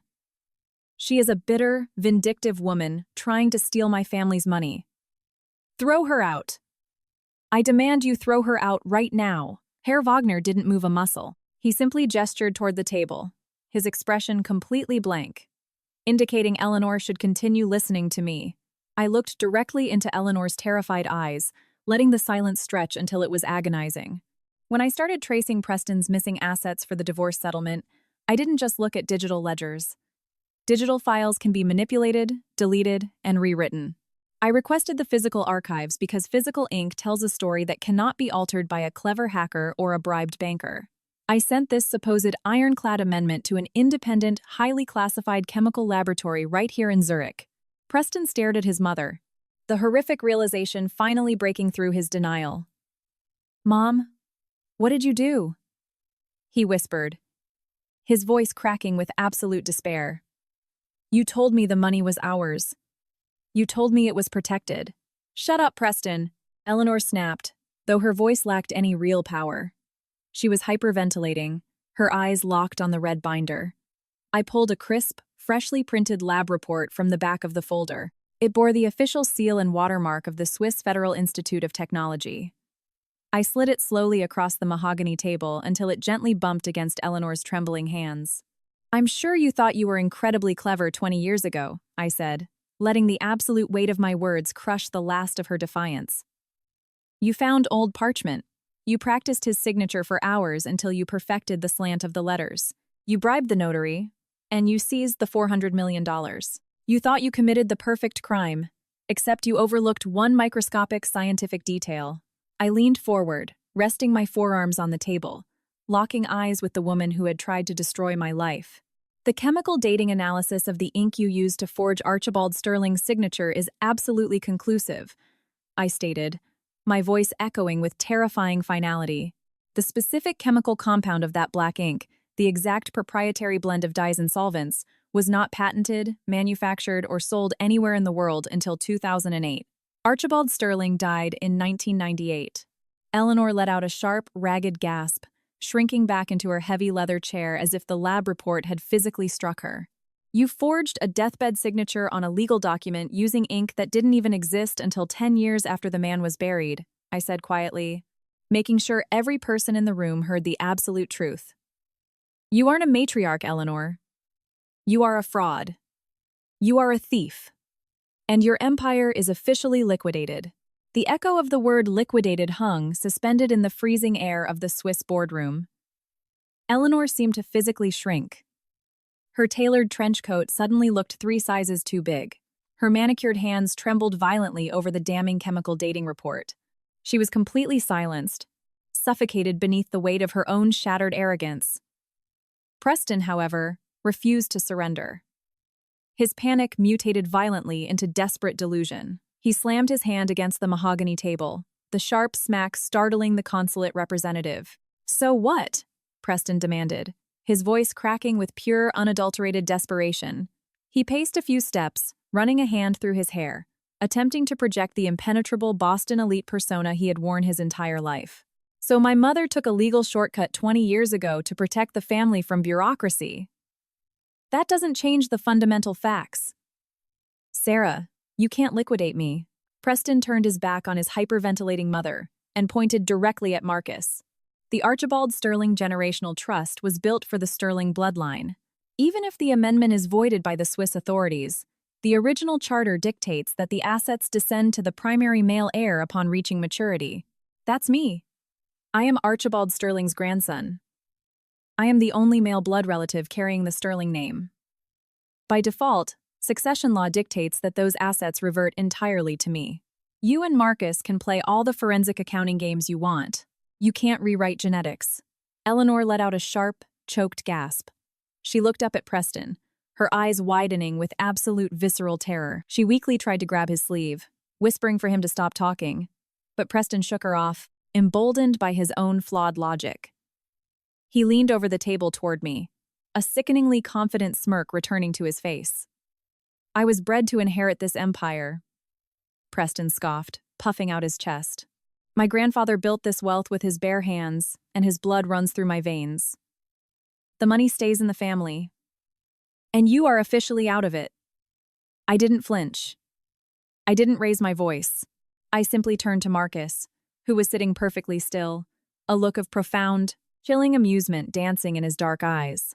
Marcus reached into his leather briefcase and handed me a thin manila folder sealed with a blue medical cross. I placed it flat on the mahogany table, smoothing my hand over the cover. "You were always obsessed with your pedigree, Preston," I said, my voice cutting through the tension like a scalpel. "You spent our entire marriage reminding me that I came from nothing, while you were born into a legacy of titans. You constantly claimed your financial genius was inherited directly from Archibald Sterling's supreme intellect. It is." Preston fired back, squaring his shoulders and ignoring how his mother was silently sobbing into her hands. "I am his direct descendant. The $400 million is legally mine." I slowly slid the manila folder across the table until it rested right on top of the forged trust amendment. When I started investigating the original trust charter, I found a very specific, Ironclad stipulation, I explained, watching the very last drops of color drain from Eleanor's face. Archibald Sterling was an incredibly paranoid man. He knew exactly what kind of people surrounded him. He didn't just mandate that the money go to his heirs. He explicitly ordered that any beneficiary claiming the $400 million must undergo a biometric verification, a DNA test against his archived medical samples, held securely at a private clinic in Geneva. Preston frowned, his confidence wavering for a fraction of a second. Fine. Have them test me. Bring the clinic staff in right now. I have nothing to hide. That won't be necessary, I replied softly, because as your wife, I had the legal authority to retain your genetic samples during our extensive fertility treatments last year. I kept your full medical file. And 3 weeks ago, Marcus formally submitted your genetic markers to the Geneva Clinic to clear the trust's final security protocol. Marcus leaned forward, clasping his hands together. The Swiss authorities are incredibly thorough, Preston. They compared your genetic markers to the bone marrow and blood samples Archibald Sterling deposited in their vault 30 years ago. The results were verified by 2 independent geneticists to ensure absolute compliance with the original charter. Preston crossed his arms, his mocking smile returning. Then the money is mine. You just proved my case for me. Open the folder. Preston, I ordered. He snatched the manila envelope off the table, breaking the seal with unnecessary force. He pulled out the crisp, white medical report bearing the official stamp of the Swiss Genetic Clinic. His eyes darted back and forth across the page. He read the first paragraph. Then he read it again. The silence in the boardroom became absolutely suffocating. The air grew heavy, thick with the impending destruction of an entire family's identity. Preston stopped breathing. His mouth fell open, but no sound came out. The paper trembled violently in his hands as his eyes locked onto the bold, final conclusion at the bottom of the page. Eleanor covered her face with her hands, letting out a miserable, guttural sob that echoed mournfully against the panoramic windows. Her biggest, darkest secret, the one she had committed federal fraud to cover up for 2 decades, was completely exposed. I leaned forward, resting my chin on my hands, and offered Preston a warm, devastating smile. Preston, your mother had an affair with the pool boy 35 years ago. You are not blood-related to the man who built this empire. You have absolutely no legal claim to this trust. Preston dropped the Swiss medical report onto the mahogany table as if the paper itself had caught fire. For 3 agonizing seconds, his brain completely short-circuited, entirely unable to process the magnitude of the betrayal. He had spent his entire life wielding the Sterling legacy like an impenetrable weapon, believing himself the apex predator of Boston's financial food chain by sheer virtue of his genetics. Now, that entire identity had been obliterated by a single sheet of paper. His shock rapidly mutated into blind, explosive fury. Preston lunged across the space between the chairs and grabbed Eleanor by the shoulders of her designer coat. He hauled her to her feet, his fingers digging brutally into the fabric, shaking her with a violence that made the armed Swiss guard step forward from his post by the door. "Is it true?" Preston screamed, the sound tearing from his throat, raw and unhinged. "Look at me! Is it true?" Eleanor didn't fight back. The imperious, untouchable matriarch was completely gone, replaced by a pathetic, trembling shell of a woman. Her knees buckled, and she collapsed back into her chair, dragging Preston's hands down with her. She covered her face with her palms, her shoulders heaving with ugly, ragged sobs. She nodded a tiny, pathetic motion that sealed their fate. "I had to protect us," Eleanor wailed, her voice muffled by her hands and choked by decades of repressed terror. Archibald knew. He always suspected. He threatened to leave us with nothing. To leave me with nothing. I had to secure your future. I had to make sure you got what you deserved. "You destroyed my future," Preston roared, kicking his own chair with so much force it smashed against the glass wall behind him. "You lied to me my entire life. You made me commit federal crimes to protect a legacy that wasn't even mine." He backed away from her, running his hands over his face, his breathing jagged and hyperventilating. He looked wildly around the room, finally locking eyes with Marcus. He was begging, desperate for some legal loophole, some twisted escape route his brilliant former counsel could magically provide. Marcus remained perfectly still, his hands folded on the polished wood, watching Preston's meltdown with the detached fascination of a scientist observing a lab rat. The legal reality of your situation is absolute, Preston, Marcus stated, his voice a cool, steady hum in the chaotic room. Archibald Sterling's foresight was extraordinary. He didn't just suspect your mother's infidelity, he actively planned for it. The original trust charter contains a strict, ironclad, direct and legitimate bloodline clause. It explicitly requires genetic verification before a single cent can be disbursed. You fail that requirement entirely. Marcus paused, leaning forward to let that fact settle before delivering the final blow. Furthermore, your grandfather insisted on a rigorous morality and clean legal record clause for any potential beneficiary or executor. Because both you and Eleanor are currently facing imminent, massive federal indictments for wire fraud, racketeering, and international money laundering, the trust is officially and irrevocably voided for both of you. You are permanently disqualified from seeing a single penny. Preston stood frozen in the center of the boardroom. The adrenaline that had fueled his rage suddenly burned out, leaving behind a hollow, frantic emptiness. He looked at the forged amendment, then the DNA results, and finally at me. A dangerous, unhinged light flickered in his eyes. His chest heaved, and a low, guttural sound escaped his lips. It took me a second to realize he was laughing. It started as a wet, broken chuckle and rapidly escalated into a loud, manic laugh that bordered on total hysteria. He pointed a shaking finger at me, his face twisting into a mask of pure, bitter triumph. "You think you won?" Preston gasped, wiping a tear of manic amusement from his eye. "You think you beat me, Sarah? You just disqualified the only surviving heirs to the Sterling fortune. Do you know what happens to a $400 million generational trust when there are no eligible beneficiaries left to claim it? It goes into probate purgatory, and then the government takes it. The state absorbs every last cent." He leaned heavily on the table, glaring at me with terrifying, delirious satisfaction. "I might lose everything, but so do you. If I don't get the money, the feds take it all.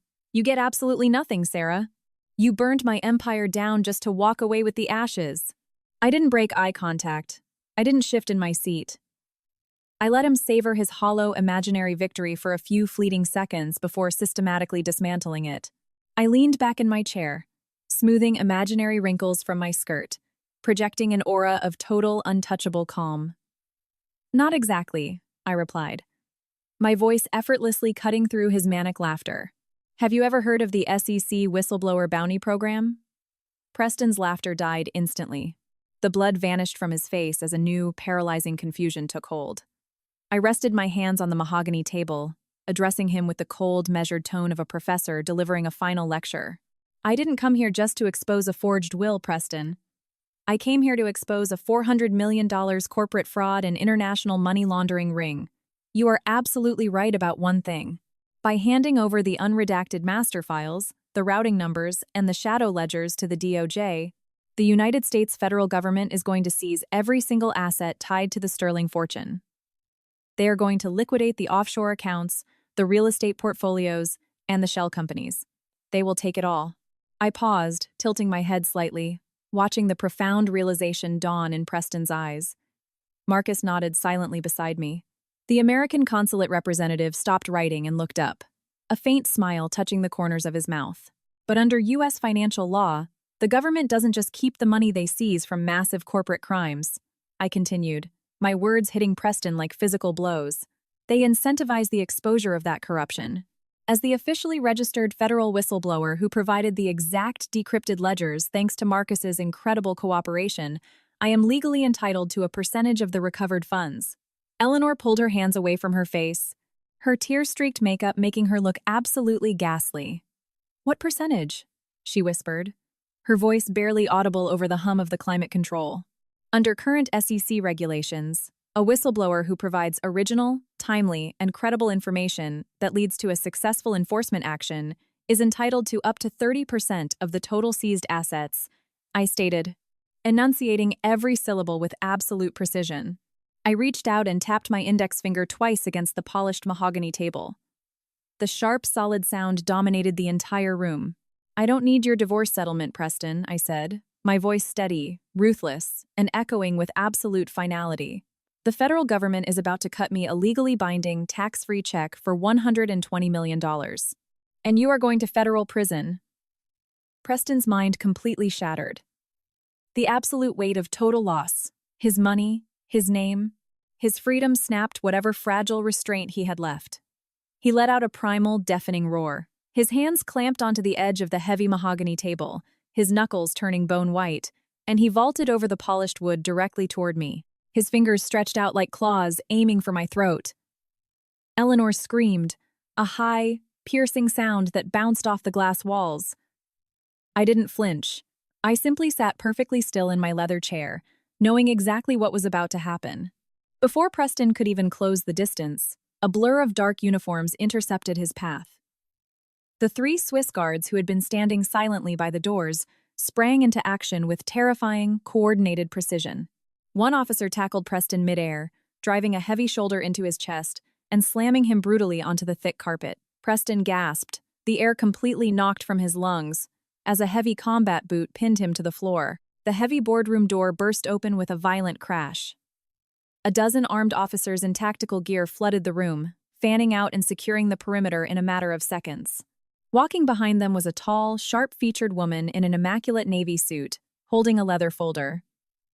She moved with an air of absolute authority, stopping at the head of the table to survey the chaos. She flashed a silver badge at Eleanor, who was now hyperventilating and pressing herself against the glass wall as if trying to melt into it. Interpol and Swiss Federal Police, the woman announced, her voice ringing out with crisp, cutting efficiency. Preston Sterling and Eleanor Sterling, you are under arrest. Eleanor clutched her chest, her eyes wide with unadulterated panic. You can't do this, she gasped, her voice a frail, high-pitched shriek. We are American citizens. You have no jurisdiction over us. This is a private banking matter. The Interpol liaison offered a cold, entirely unsympathetic smile. She dropped her folder onto the table, right next to the forged trust documents. You waived any jurisdictional protections the moment you boarded a private jet to Zurich, the liaison stated sharply. You traveled across international borders with the explicit, documented intent to intimidate a cooperating federal witness. She gestured toward Marcus, who simply adjusted his tie. She then pointed at Preston, who was currently struggling fruitlessly under the weight of 2 heavily armed officers. Furthermore, the liaison continued, her tone clinical and devastating. You attempted to access offshore accounts that are actively under investigation for international money laundering and wire fraud. By trying to move those assets on Swiss soil to evade the U.S. Department of Justice, you violated Swiss federal banking laws. You committed a severe financial felony in our country, Eleanor. We don't need extradition approval to detain you. Preston thrashed violently on the carpet, his face turning an angry, mottled purple. Get off me, he screamed, spitting saliva. Do you know who I am? I am Preston Sterling. My family built Boston. You are making a catastrophic mistake. I will have all your badges. I will sue this entire government. The officers didn't respond to his threats. They simply grabbed his arms, twisting them behind his back with a practiced, forceful motion. The sharp, metallic click of handcuffs, snapping closed around his wrists, echoed loudly in the room. The sound was absolute. It was the sound of his entire empire shutting down forever. No, Eleanor shrieked as 2 officers advanced on her. She stumbled backward, falling to her knees over the legs of her chair. Please, I am a respected woman. I have a medical condition. You can't put those on me. I won't survive in a holding cell. An officer calmly grabbed her arms and hauled her to her feet, ignoring her frantic, pathetic sobbing. The cuffs snapped around her wrists with another decisive click. The heavy, polished gold bracelet she wore to project her wealth clinked uselessly against the cold steel of police restraints. This is your fault, Eleanor screamed, twisting her head toward Marcus. You set this up. You framed us to save yourself. You belong in a cell with us. Marcus stood up slowly, buttoning his suit jacket with an expression of supreme indifference. I offered you a plea deal a year ago, Eleanor. He replied softly. I told you the federal audits were closing in, and I suggested you step down. You called me a coward and threatened to ruin my career. I simply provided the authorities with the exact files you ordered me to hide. Enjoy your accommodations. I hear the Swiss penal system is very efficient. The officers hauled Preston to his feet. His tailored suit was wrinkled and stained, his tie askew, his hair a disheveled mess. He didn't look anything like the titan of finance he pretended to be. He looked exactly like what he was. A desperate, broken fraud who had finally run out of other people's money to hide behind. He locked eyes with me one last time as the officers began dragging him toward the door. "Sarah, please," he begged, his voice breaking into a pathetic, desperate whine. "Please tell them to stop. We can fix this. I'll sign whatever you want. I'll give you everything. Just don't let them take me." I stood up, picking up my purse and the delicate porcelain espresso cup I had been drinking from. I took one last, slow sip, letting the hot liquid warm my throat before placing it back on the saucer with a soft clink. "You already gave me everything, Preston," I replied, my voice perfectly level and devoid of any pity. "And you're right. We did fix it." The officers yanked him backward. He started screaming again, thrashing and kicking as they dragged him through the heavy wooden doors. Eleanor followed, crying uncontrollably, her expensive trench coat dragging on the floor as she was hauled out by her arms. Their frantic, terrified shouts echoed down the pristine marble corridor of the bank, growing fainter and fainter until the heavy boardroom doors clicked shut, cutting off the noise entirely. Silence returned to the room, thick and absolute. The American consulate representative gathered his notes, offering me a polite nod before exiting. Herr Wagner quietly collected the forged trust documents and the chemical dating report, securing them in a locked briefcase for the authorities. I looked at Marcus. He picked up his leather briefcase and offered a small, genuine smile. "Are you ready to go home, Sarah?" he asked. I looked out the panoramic glass windows at the beautiful, snow-capped Swiss mountains in the distance. The crushing weight of the last 10 years, the isolation, the manipulation, the constant, suffocating fear, had completely evaporated. I took a deep breath, and the air felt remarkably clear. "Yes," I said, slipping my coat over my shoulders. "I'm ready to go home." I walked out of the boardroom and into the expansive, echoing stretch of the bank's main corridor. The air here felt noticeably cooler, carrying the faint scent of citrus polish and old money. Beside me, Marcus walked with the relaxed, effortless stride of a man taking a casual Sunday stroll. We didn't rush. There was absolutely no need. 50 yards ahead, the procession had ground to a violent, pathetic halt. The pristine marble hallway, usually reserved for hushed murmurs and discreet handshakes between billionaires, was currently the stage for a spectacular physical meltdown. Preston had decided to plant his expensive leather shoes against the polished stone, throwing his weight backward in a futile attempt to resist the two massive Swiss tactical officers dragging him toward the private elevators. His suit jacket was torn at the seam, and his tie hung loosely around his neck like a broken leash. Eleanor was fighting her own battle a few feet away.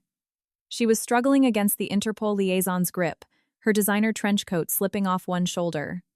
Her hair, perfectly styled just an hour prior, was plastered to her sweat-shined forehead in damp, frantic strands. She looked wildly around the empty corridor, her chest heaving desperately, searching for a manager, an executive, anyone she could order to fix this.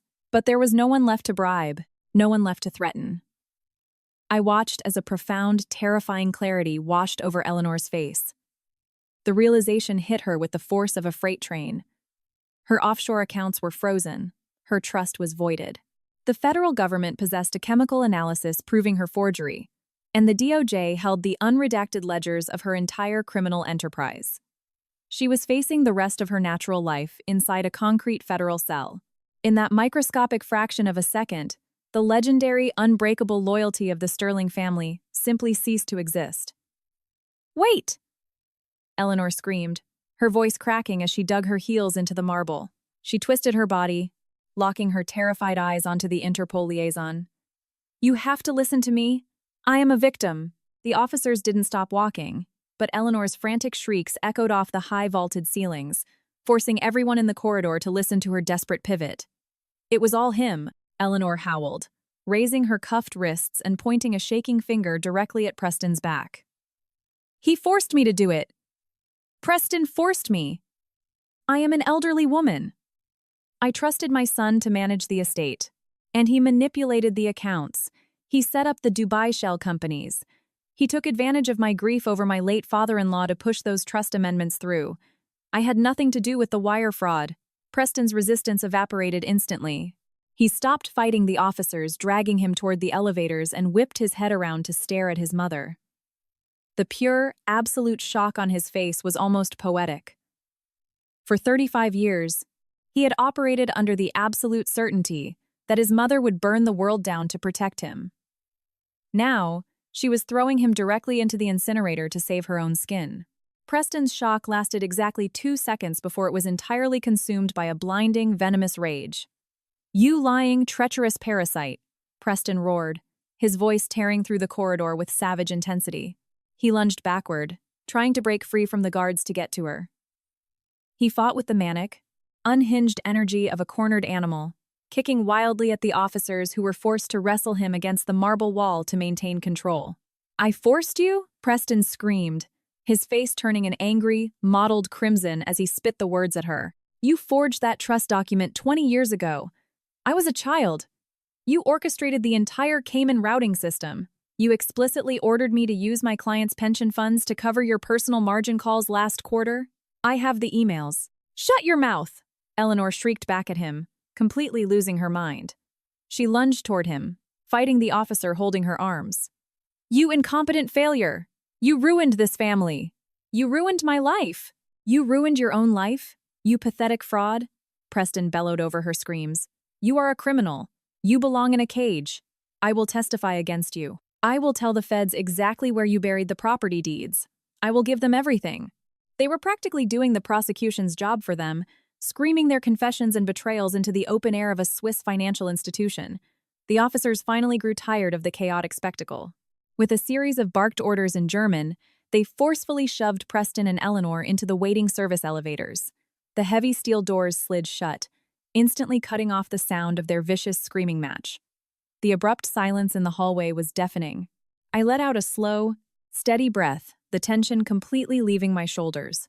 I looked at Marcus. He was adjusting his cuffs as if he had just finished watching a mildly entertaining, entirely predictable theatrical performance. We walked past the service elevators and strolled at a leisurely pace toward the main lobby. The grand panoramic glass windows spanning the front of the bank offered a high, unobstructed view of the private courtyard and the pristine, snow-dusted street below. We stood side by side, looking out through the thick glass.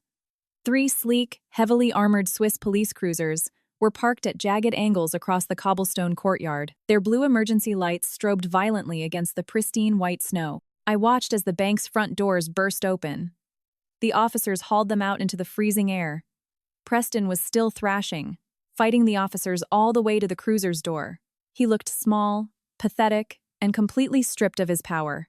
He was shoved roughly into the back of the vehicle, the heavy, reinforced door slamming shut behind him. Eleanor followed a moment later, her head bowed, her expensive coat dragging through the slush as she was guided into the second cruiser. The untouchable elites of Boston's financial aristocracy were officially gone. Marcus turned away from the window, shifting his leather briefcase to his left hand. He extended his right hand toward me, his dark eyes shining with profound respect. "A pleasure doing business with you, Sarah," Marcus said, his voice smooth and steady. 6 months evaporated the Sterling Empire into nothing but ashes and cautionary headlines. The final divorce decree arrived on a quiet Tuesday morning, sealed and authorized by a Boston family court judge in absentia. Preston's signature was no longer required to dictate the terms of my life. He was entirely preoccupied, rotting inside a high-security European detention center, trading his tailored Italian suits for a standard-issue gray jumpsuit. He spent his days pacing a miserable, freezing concrete cell, burning through his last shreds of sanity in a doomed legal battle against international extradition. The Swiss authorities were in no rush to hand him over, and the American prosecutors were perfectly content to let him suffer in Geneva until his inevitable transfer to a federal penitentiary. Chloe's custody hearing was over before it truly began. The family court judge took one single look at the towering stack of federal racketeering indictments, the Interpol arrest warrants, and the staggering evidence of the Sterling family's generational criminal syndicate. With one swift, decisive strike of the gavel, I was granted sole, irrevocable legal and physical custody. There would be no visitation rights, no supervised calls, no lingering shadows. The Sterling family's toxic influence over my daughter was permanently and surgically severed. She was safe, playing in the sunny backyard of our new home, completely unaware of the corporate empire that had to be burned to the ground to ensure her freedom. The collateral damage of the family's collapse was sweeping and absolute. Preston's notoriously arrogant sister, Victoria, found herself completely stripped of the stolen wealth she had weaponized her entire life. With her bank accounts frozen by the Department of Justice and her elite social circle vanishing overnight, the brutal reality of survival hit her like a freight train. I witnessed her fall firsthand last week. I had stopped at a massive, fluorescent-lit discount big box store just outside the city to grab some potting soil and pruning shears. I pushed my cart up to check out lane 4, only to lock eyes with the cashier. It was Victoria. She was wearing a stiff, ill-fitting polyester store vest over a cheap t-shirt, her plastic name tag pinned slightly crooked. Her signature manicured nails were chipped and broken, and the heavy, dark circles under her eyes spoke of a crushing, relentless exhaustion. The Birkin bags and Cartier watches were long gone pawned off months ago just to afford a bargain bin defense attorney. Shunned by her elite friends and drowning in legal debt, she had no choice but to take the first job that would hire someone under federal investigation, to keep her out of a federal cell for her tangential role in her mother's shell companies. Victoria froze, the barcode scanner shaking violently in her hand as she recognized me. The color completely drained from her face. She looked down at her cheap uniform, a suffocating, visceral humiliation radiating from her trembling shoulders. I didn't smile. I didn't offer a single word of pity or spite. I simply swiped my credit card, took my receipt, and walked out the automatic doors, leaving her trapped in the miserable minimum wage reality she finally deserved. While the Sterlings sank into ruin, Marcus ascended. He walked away from the wreckage of his former corporate life and leveraged the immense respect he had earned from federal prosecutors to open his own private practice in downtown Boston. It was a wildly successful, strictly ethical defense firm. He only took cases he believed in, aggressively turning away the corrupt, high-paying corporate titans who desperately tried to buy his brilliance. We spoke on the phone regularly, two survivors who had navigated a deadly minefield and emerged completely victorious. The sharp chime of the doorbell pulled me from my thoughts. I walked down the quiet, sunlit hallway of my home and opened the front door to find a federal courier standing on the porch. He was flanked by a black government SUV parked at the curb. He held a thick, heavy envelope bearing the unmistakable embossed seal of the United States Treasury. He required my direct signature, his demeanor strictly professional. I signed the electronic tablet, took the heavy envelope, and closed the solid oak door. Walking back to the kitchen island, I slid my finger under the thick paper seal, popping it open with a satisfying tear. I pulled out the crisp, watermarked document inside.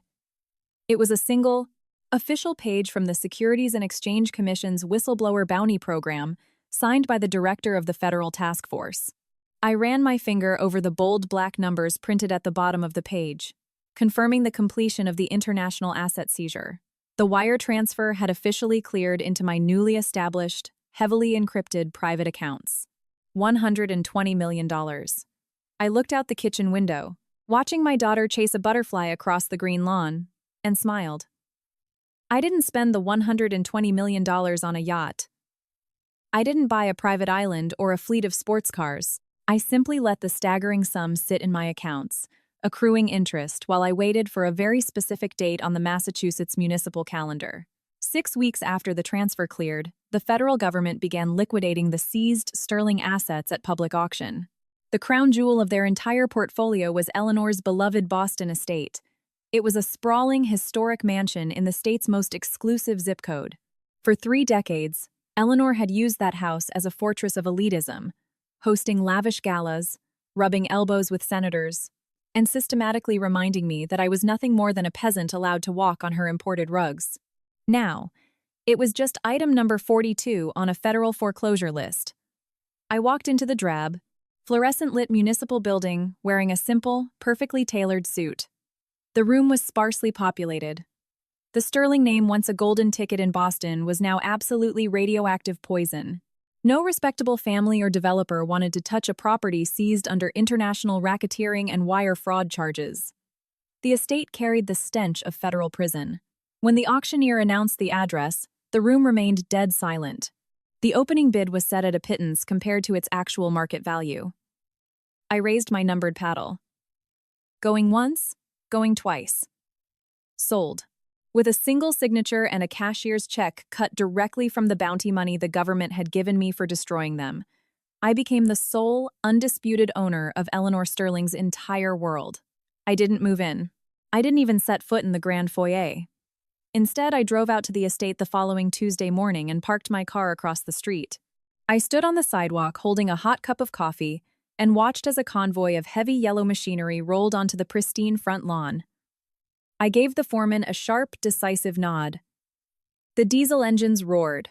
The hydraulic arm of a massive excavator swung back, then launched forward with terrifying, magnificent force. The iron wrecking ball smashed directly through the custom mahogany front doors, shattering the stained glass and obliterating the grand staircase where Eleanor used to pose for Society magazines. Dust billowed into the crisp morning air as the antique brick walls groaned and collapsed inward. Crystal chandeliers shattered against marble floors. Decades of generational arrogance, cruelty, and suffocating elitism were reduced to a mountain of pulverized drywall and twisted rebar in a matter of hours. I watched the entire mansion be demolished completely, taking a slow, calm sip of my coffee as the roof caved in. By the end of the month, the massive lot was completely cleared, leveled down to a blank canvas of dirt. I signed the deed over to a newly formed, fully funded nonprofit organization. Marcus handled the legal structuring, ensuring the land could never be sold or reclaimed by any corporate entity. On that cleared dirt, we laid the foundation for a state-of-the-art facility. It wasn't just a domestic abuse shelter, it was a comprehensive women's financial literacy center. I had learned the hard way that financial abuse was the invisible chain keeping women tied to dangerous men. The shelter provided safe housing, but more importantly, it provided aggressive legal counsel, forensic accounting services, and job placement. We employed a team of dedicated experts to teach women how to uncover hidden accounts, freeze compromised assets, and rebuild their credit from scratch. We armed them with the exact same weapons I had used to secure my freedom. I made sure that no woman who walked through those doors would ever be trapped by a man's bank account again. With the shelter's foundation laid and construction fully funded for the next 50 years, I finally packed my bags. The freezing winters and cold gray skies of Boston belonged to a past life. I needed the sun. A warm, salty breeze blew across the wide lanai of my beachfront home in Hawaii. The rhythmic, soothing sound of the Pacific Ocean crashing against the white sand filled the quiet morning air. I sat on a wicker lounge chair, feeling the tropical sun warm my bare shoulders. I took a slow sip of freshly squeezed juice, watching the vibrant green palm trees sway against an impossibly blue sky. A few feet away, Chloe was happily digging in the sand, her bright yellow sundress fluttering in the wind. She was 5 years old now. Her laughter was bright and completely unburdened. She knew nothing of offshore accounts, forged wills, or federal indictments. She only knew safety, warmth, and a mother who loved her unconditionally. Chloe dropped her plastic shovel and ran over to me, her bare feet pattering softly against the wooden deck. She climbed onto the lounge chair beside me, resting her head against my arm. "Mommy?" Chloe asked, her big eyes looking up at me with innocent curiosity. "Are we ever going back to Daddy's house?" I looked down at my beautiful, brilliant daughter. The shadows of the Sterling family were thousands of miles away, locked behind steel doors and shattered reputations. They could never reach us here. They could never reach us anywhere. I brushed a stray lock of hair behind her ear and offered her a bright, genuine smile. "No, sweetie," I replied, my voice steady and vibrating with absolute peace. "We have our own house now." Chloe smiled back, satisfied with the answer, and hopped down to return to her sandcastle. I leaned back in my chair, looking out at the horizon. The journey had been brutal. I had walked through absolute fire, dismantling a dynasty of titans who thought they owned the world. But I hadn't just survived the flames. I had mastered them. The ultimate revenge isn't just destroying those who wronged you. It's building an empire they can never touch.